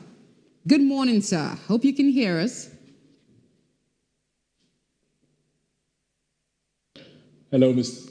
Barrister Ogunmola. Can you hear us? Well, it may seem that that connection with Barrister Ogunmola is still buffering while we wait to have him join us virtually to discuss this very important key issue in the news. The Court of Appeal has nullified INEC has been ordered to deregister. Now, ADC is fully back in the race, gearing into 2027, and it seems to be quite promising for them, but we hope to also get some legal perspective from our guest who will be joining us in just a moment. Well, Cynthia, this is perhaps good news for AD and its supporters. It's sure a good news. Yeah. I didn't want to allow you to finish. Well, carry on. It's obviously a good news because, you know, there's this nation should have other sides, oppositions who are going to counter or want to compete with the present government. So I think this is good news for some Nigerians. It's also good news for the ADC as a party. Well, in the very first instance, I don't think it's about the All Progressives Congress crippling the efforts of the, ADC or any other political the first place. It has absolutely nothing to do with the APC or the ruling party. It's more or less an internal wrangling, an internal party crisis that led, and some of the requirements that were not fully met based on INEC's standard and guidelines. So, but it's all good that at least the ADC has been able to scale the hurdle. And at the end of the day, yes, it's fully going into the 2027 election. But I also think that the political parties on the opposition side should emulate the All Progressives Congress in terms of ensuring that they get their house in order. If you take a look at it, the APC perhaps stands as the most organized political party in Nigeria at the moment, not just because it's the ruling party, but because it has been able to set up a structure that works. You look at the ADC, the factionality is there, the PDP, the factionality is there, the Labour Party has gone completely silent. Other political parties also have their own fair share of internal wranglings. How many times have you heard of internal runners running into the 2027 general elections? Let's get your perspective from a legal standpoint. Okay, let me start by congratulating the entire police, the ADC, and the entire country.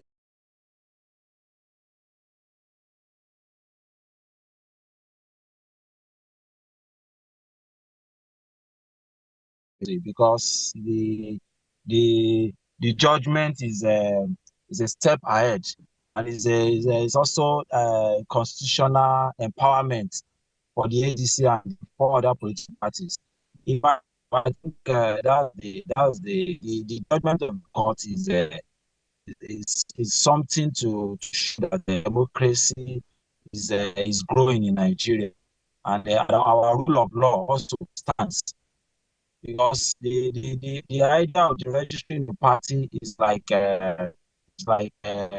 taking away the constitutional rights without following due process as delivered in the judgment of the Court of Appeal. So to me, it's a victory for democracy.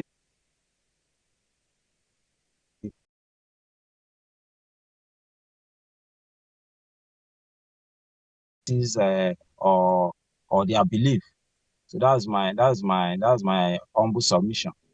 Mr. Ogunmola, why would you say that is a victory for democracy? In what way would you say it is a victory for the democracy of Nigeria? No, the fact is that the registering these political parties are like is just like you are. In a moment, we'll still come back to you. I would just want you to stay on the line. We might try to reconnect in another way. But I think he's also reiterating what you have mentioned, Cynthia, about it being a victory, for democracy. At the end of the day, this is perhaps the longest democratic stint that Nigeria has had to run from 1999 up until this moment. And as shaky and as very unstable and unsettling as it might seem, it is still the longest, and it has given a lot of insight into what a democratic governance should like. Administration after administration, from the Obasanjo administration to the Yar'Adua administration, Jonathan, President Bola Ahmed Tinubu, we have seen, different forms of democracy practice, but at the end of the day, Nigeria is a democratic nation, and this is just one of the very beauties of democracy that you get to see, where even though there is a ruling party, at the end of the day, the rule of law, exactly. I was on the line. Could you say something so that we are certain your connection has been restored? All right, please carry on with your point, sir. What I'm saying is that registration of political parties is a constitutional right. Yes. And for a party to be deregistered without following due process is eroding on the democratic powers of the people. So I call it victory for democracy because the people's power and ability to contest, to participate, to be involved in governance has been restored. Why I said is the registration is not does not follow due process. It's akin to the decision of the Court of Appeal, which was highly commended. I have to commend my Lord Justices of the Court of Appeal for this judgment, because the trial court does not weigh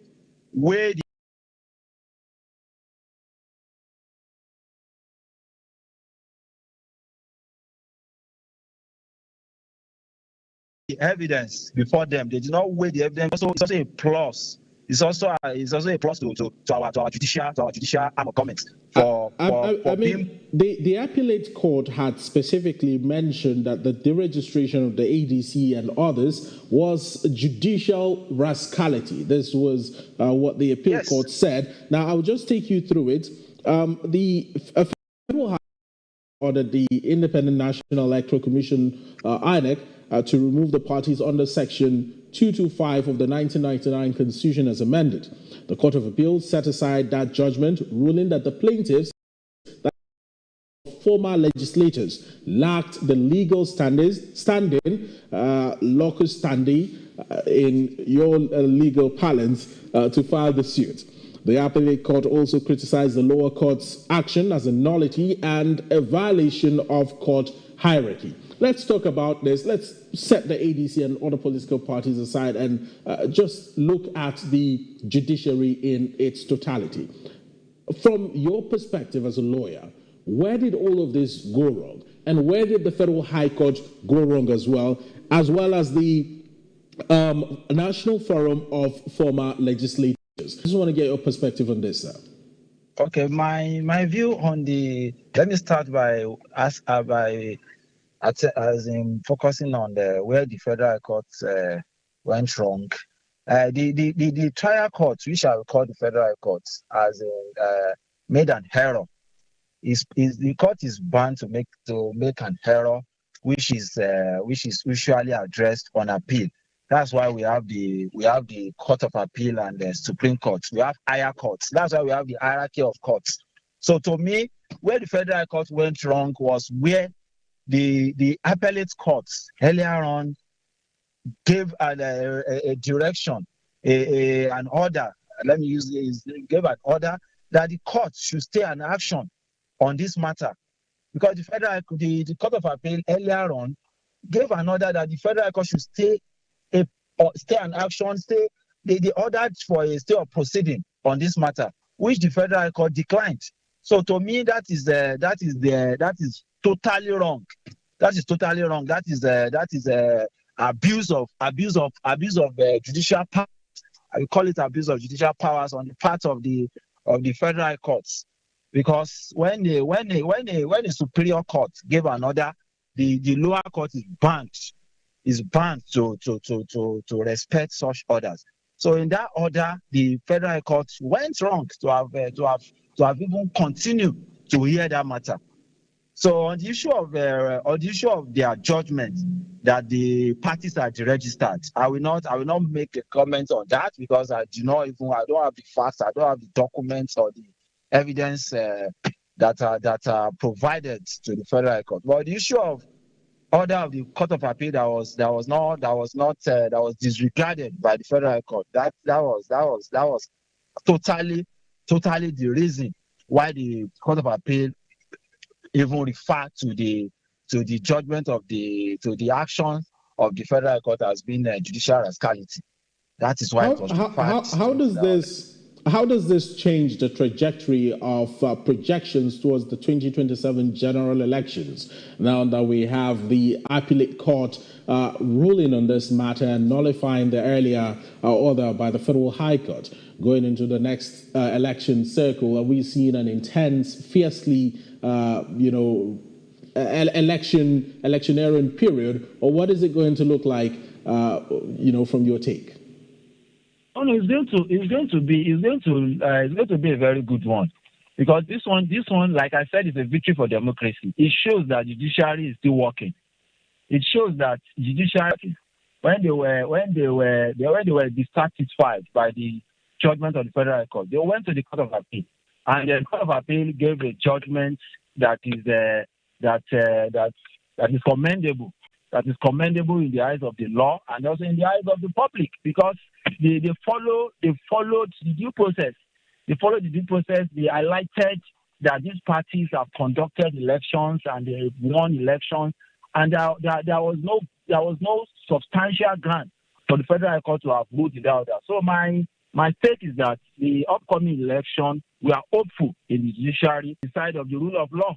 So my view is that I believe that there is hope in our upcoming election, and I believe that the judiciary will also make us proud, because there is no sector that we do not have the bad eggs. So if we have the bad eggs, we have the good eggs. So I believe with the good ones, we can be hopeful, and we can also be rest assured that the forthcoming election is going to be a very, very successful one. And whoever that goes to court is hopeful also that if you do not get judgment from either any of the lower, as it was done by the Court of Appeal on Tuesday. So that's what I believe and I feel. And so also I want to also say that the judiciary is also an arm of government that is under check and balance by the National Judicial Council, by the provisions of the Constitution. So the General Judicial Council is also as in by all these happenings in our society, in our political atmosphere, to sit up and to attend to airing judges' matters without favor and swiftly. So if they can do that, if the citizens are seeing this, they will be rest assured. If we can hear now that a judge delivered a judgment and it was petitioned to the NJC, and the decisions were taken in no time, and the decisions based on evidence, and the person, maybe the hearing judge or justice, was found to be wanting or to be guilty of the said offense, and he or she was punished. That alone will give us some confidence in the judiciary. So I believe in 2027 election, we have no doubt the judiciary is going to make us proud. Mr. Gumola, just like just to reflecting about the National Forum of Former Legislators, they dragged the ADC to court based off of Section 225A of the 1999 Constitution. And according to them, they said that the ADC and other political parties, like the Labour Party as well, that they failed to secure seats in at least 25% of votes during the presidential election, that they did not get up to 20% of votes during the presidential election, and they do not have seats in either state or local government. What do you make of that section of the Constitution?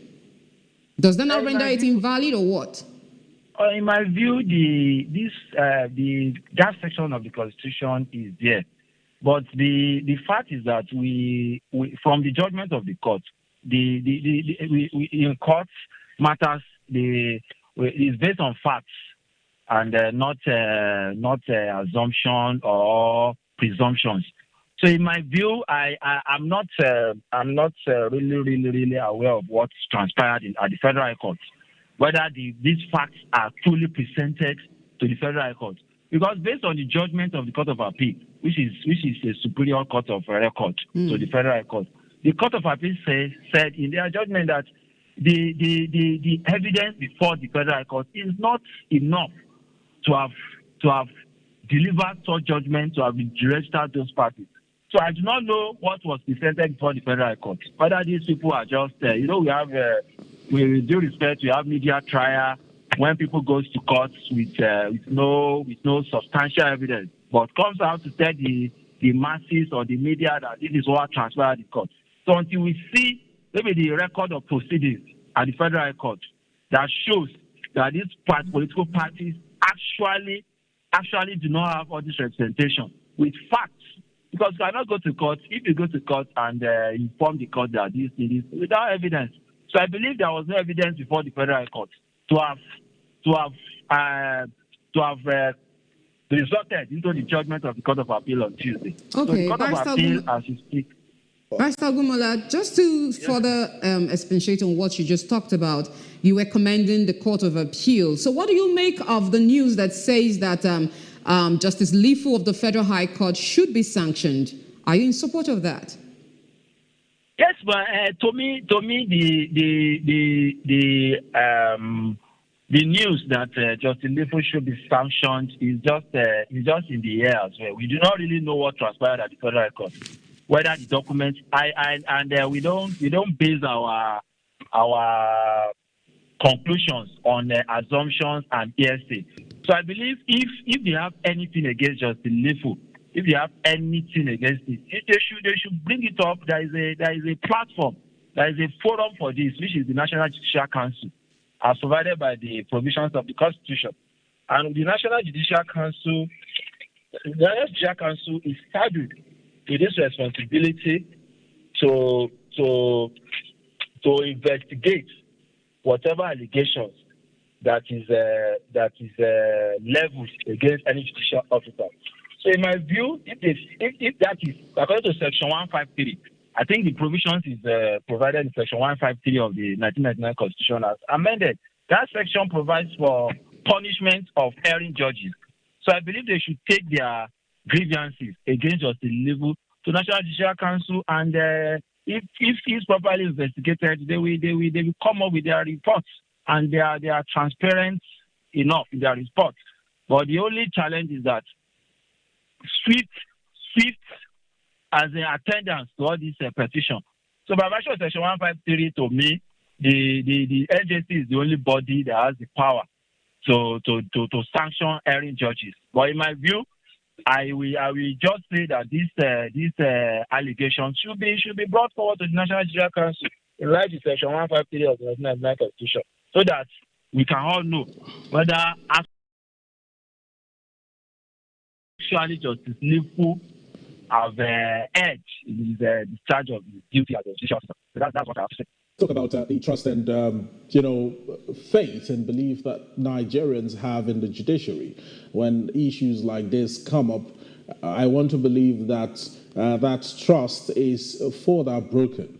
And if you want to take a look at the opposition parties in the country, news this morning is they are chiding President Bola Ahmed Tinubu and his focus on re-election in 2027, while also saying they lack confidence in INEC. Some people have even gone as far as saying that in the event that there are disparities in the 2027 election, the executive already has the judiciary in its pocket and would merely ask opposition members to go to court, knowing fully well that justice might not be served. Let me get your reaction to this very huge allegation and as a general assumption of is in the hands of the executive. Okay, to me, I will not shy from the fact that the judiciary, even the three arms of government, they are not there yet. We are all working towards perfection. The judiciary is not perfect. Likewise, the executive and the legislature arm of government. We like to say that the three arms of government that are not perfect is not only the judiciary, but in this vein that the masses are we aligned with the view of the masses, 50%, and the other side of the other 50%, I will not align. But what I'm trying to say is that judiciary is not a perfect arm of government, but we are working towards perfection, and I still believe that we can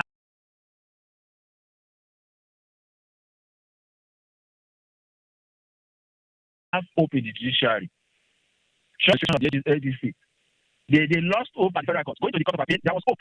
So in that vein, we cannot give up on the judiciary. It's still the common hope, last hope of the common man. But on the issue of perfection, they are not perfect. And on the issue of romancing with the executive, I think that is also a very bad. It's a very bad aspect to be head of the judiciary, because the judiciary should be an independent one, and until the constitution is also amended, we need to amend our constitution that judiciary should be totally independent, so as to have their budget directly to the judicial arm of government, so that they will not depend on the executive for anything.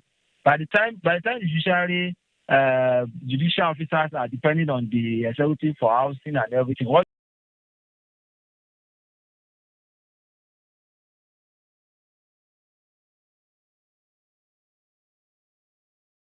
do you expect? So to me, I believe we need to overhauling in the aspect of making things work. When you draw the line, Barrister Gumala, you had mentioned things like the executive, giving incentives to judges and building quarters for judges, like we saw in the Federal Capital Territory here, where the FCT minister had built and commissioned the judges' quarters, as well as the Court of Appeal complex, Abuja branch in somewhere around Jabi, and a lot of juicy offers, given to the judiciary by the executive. However, some people have argued that perhaps it's due to the minister's background as a lawyer himself, and also, owing to the benefits of his wife also being a judge, that has made him prioritize some of the needs of the judiciary that have not been met in a very long time. But just using the FCT minister as a case study, where do we draw the line between ensuring that the dividends of democracy or the activities of the executive in terms of carrying out their duties do not cross over the line into ensuring that they rope the judiciary in to do their biddings at all times? Where do we draw the line, and how can we separate public service and favoritism? Okay, in drawing the line, I believe the judicial arm of government, like I said earlier, the constitutional amendments is the first step we need to take by ensuring that there is total independence of judiciary. Because judicial workers as well are entitled to housing, they are entitled to basic amenities as judicial workers. So just like the way the executive are also providing for the legislature, they are also doing this and that. But I believe in the same vein, even though you are entitled to your entitlement, order as to benefits and everything. That shouldn't also affect your discharge of duties. In discharge of your duties as a judicial officer, you shouldn't see it, because it's not like it's not as of that's the reason for any judicial officer to now be bending doing their job or doing the bidding of the executive. There should be total independence of these three arms of government, especially the judiciary, where the funds, where the housings are proper, not totally dependent. That's why we are still having the issue of building houses for judges. But even at that, notwithstanding, that doesn't mean the judges should do the bidding of the executive. If we have fearless judges in the judiciary, which I believe we still have some, if not all, in this our current Nigeria judicial system. Barrister Gumola, can you hear me? Yes. Okay. Yes, I can hear you. Where is the place of the law when a federal high court, or let's just say when a lower court has been ordered to stay proceedings pending when the higher court says otherwise? What does the law say regarding that? The law says that because we have hierarchy of courts by provisions of the establishment of the Supreme Court by Section 230 of the Constitution. The position of the law is that there is hierarchy of courts. So in that hierarchy of courts, there is superiority. So if the law is that when a higher court orders, the lower court should stay that proceeding, the lower court is bound to respect that order. It is the law. The law is clear on that issue because there are hierarchy of courts. So where the lower court seems to flag down such an order, what becomes of such a lower court? So that's why the Court of Appeal, in their wisdom, referred to the federal court as display of rascality of judicial power. So what becomes of the lower court is sanctioned. It's sanctioned. Okay. The lower court judicial officer that disobeyed the order of the higher court should face sanction by the body which is the National Judicial Council, which is responsible for sanctioning erring judges. Mm-hmm. And there are prescribed documents to that effect, which I believe it will take place afterwards. Okay, so let's speak to the Oshun Guba that is about to come up. There's this news that says INEC requesting special force deployed to Ede, Ife, Oshogbo, as it is being perceived as a hotspot area, probably for crimes, just so that they are being proactive towards the election that is forthcoming. What do you make of this news as a barrister? I believe they are just. I believe they are just. Maybe INEC. Since INEC is the one making that request, I believe they may have their reasons. Maybe for security reasons or what have you. But I also believe that is a constitutional right. The other parties too, they have the right to also raise whatever they see as a threat to whatever that we affect the election, especially considering the security of life and property during the election. So I don't know what INEC has in mind as an agency of government, but I believe the other parties too, they have the right to protest if there's anything that is. So, can we speak to the law? When you talk about special forces, what ordinarily is required when you talk about security during an election? What kind of security should we normally have during an election, as according to the law?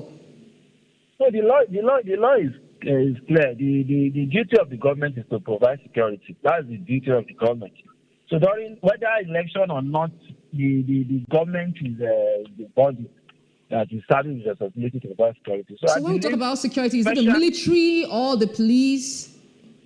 No. The election period. The election period is in Nigeria now is a delicate period.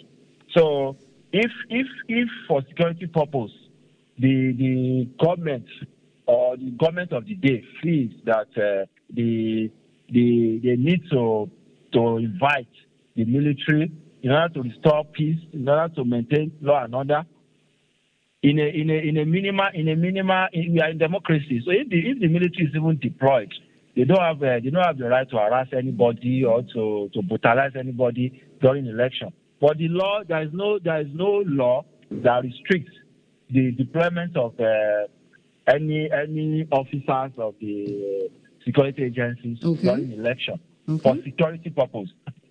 If there is security threat, that surpasses the powers of maybe the civil defense and other security agencies, the higher security networks may be invoked in order to maintain law and order in a lawful manner, not to harass anybody, not to intimidate, not to arrest, or because of any form of allegation. I think they are political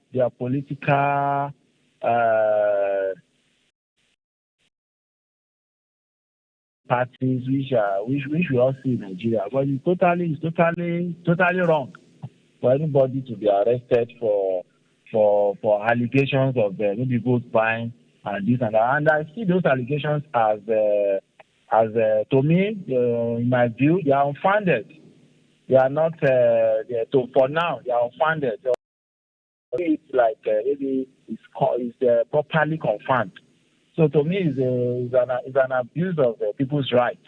Okay, so Barrister, are you now saying that it's appropriate that a civilian, even though he's an SSG, should be seen with a cash sum, a whooping amount of 4.8 million naira? Is it appropriate? No. That's against the provisions of Money Laundering Act. But no, it's not proper. You don't take such an amount to your home in cash. What I'm saying is that these are mere allegations.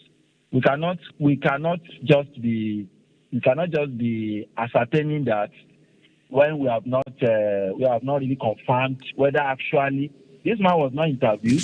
Nobody was interviewed in his house before we conclude and start passing maybe our view of judgment regarding the allegation or allegations made by the police, because it is obvious that the police they are working for the opposition party. So when we are in election period like this, we have to be careful with drawing up inferences and conclusions. I like that you mentioned the police working for the opposition party, which would cause for us to, steer a little towards the creation of state police, which the House of Representatives has already passed into law, and we're waiting for the final verdict of the red chambers and also the kickoff of the state police structure in different states. State governors in Nigeria have time and time again cried out about only being ceremonial chief security officers of their states.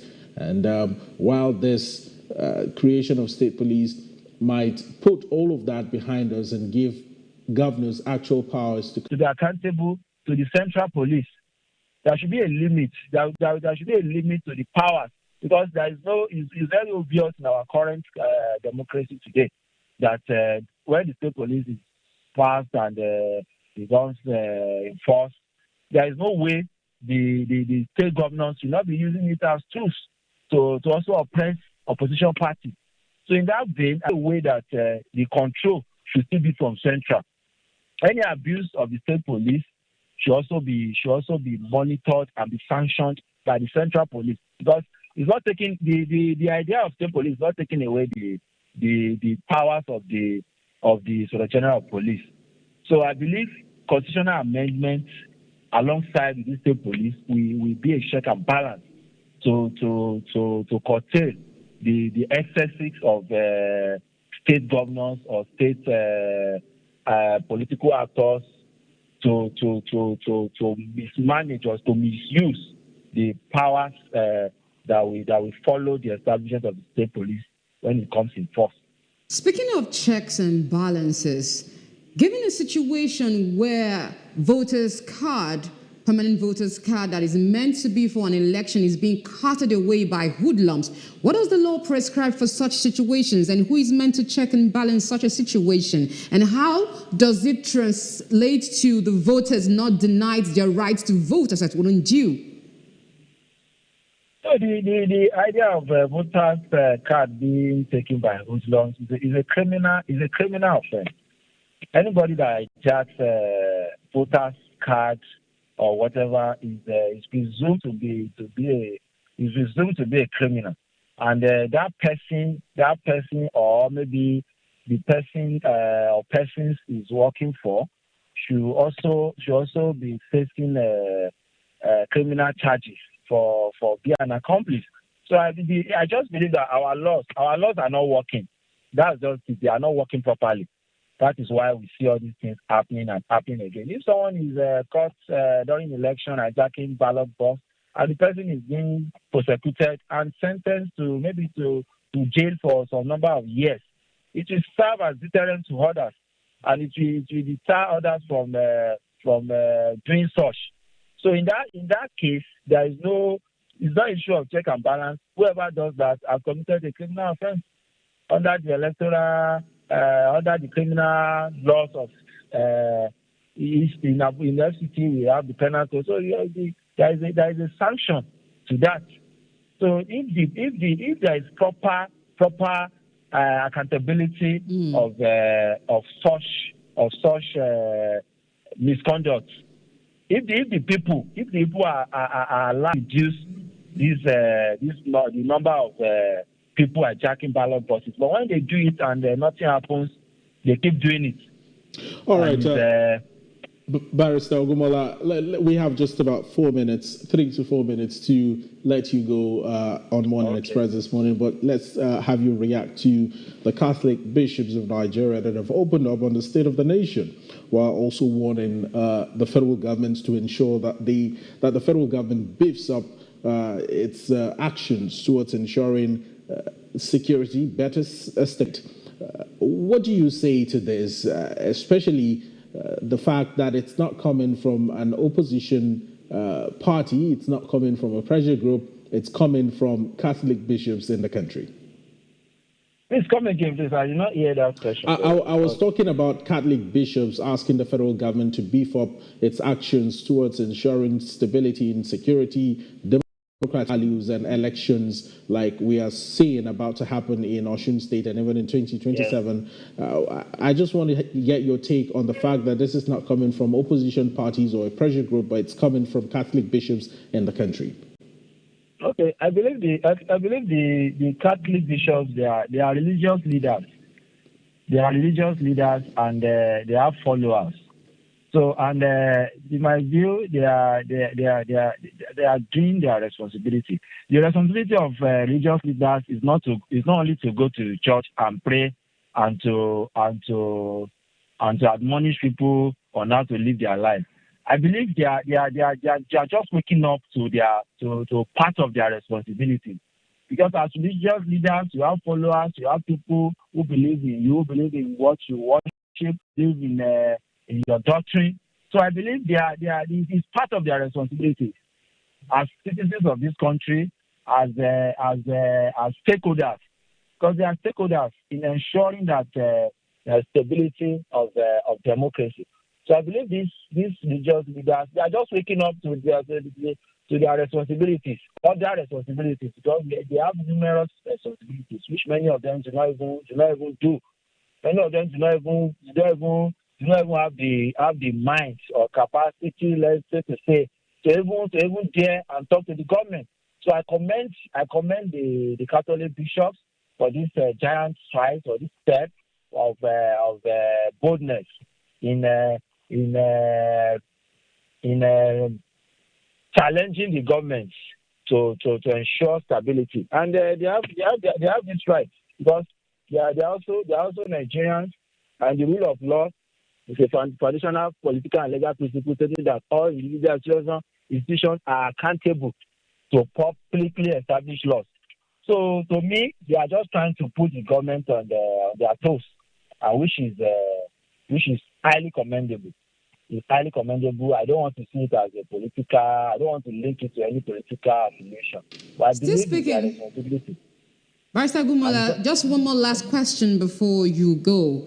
Still speaking about the Catholic bishops of Nigeria and their cry to the federal government when they had their meeting. They cried that the state is actually having an erosion and equal land allocations for the Christians and the Muslims, and also cried out about crisis in tertiary education. And in a response, the federal government also made mention that in stabilizing the country, and is delivering Nigeria from an economic bankruptcy, even though we also know that there is some sort of a new debt that's arisen to up to about 12.62 trillion naira. What do you make of that response from the federal government? I believe the federal government is just their response is normal to any government. But in the recent, we believe the government is in the process of. I believe the government is in the process of stabilizing the economy as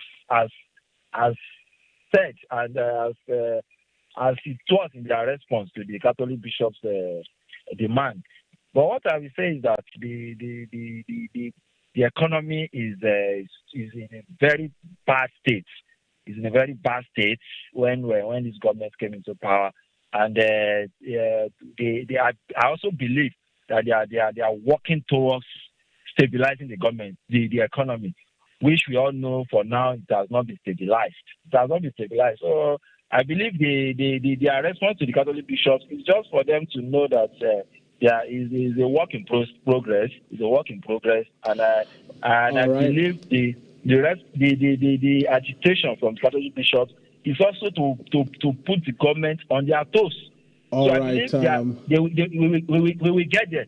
Absolutely. Thank you so much. Thank you so much, Barrister Gbolahan Ogumola, for sharing your thoughts with us on Morning Express this morning. I'm afraid this is all we can take from you. We wish you the very best of the rest of your day. Enjoy your day, Barrister. Thank you so much. Thank you. Thank you very much for having me. I really appreciate it. Well, we've been speaking to Barrister Gbolahan Ogumola, who is a managing partner, Professor Attorneys and Solicitors. We've been talking about the Appellate Court's nullification of the ADC deregistration order by a federal high court sitting in Abuja, chaired by Justice Lifu. Well, this is the size of it on Morning Express. Cynthia?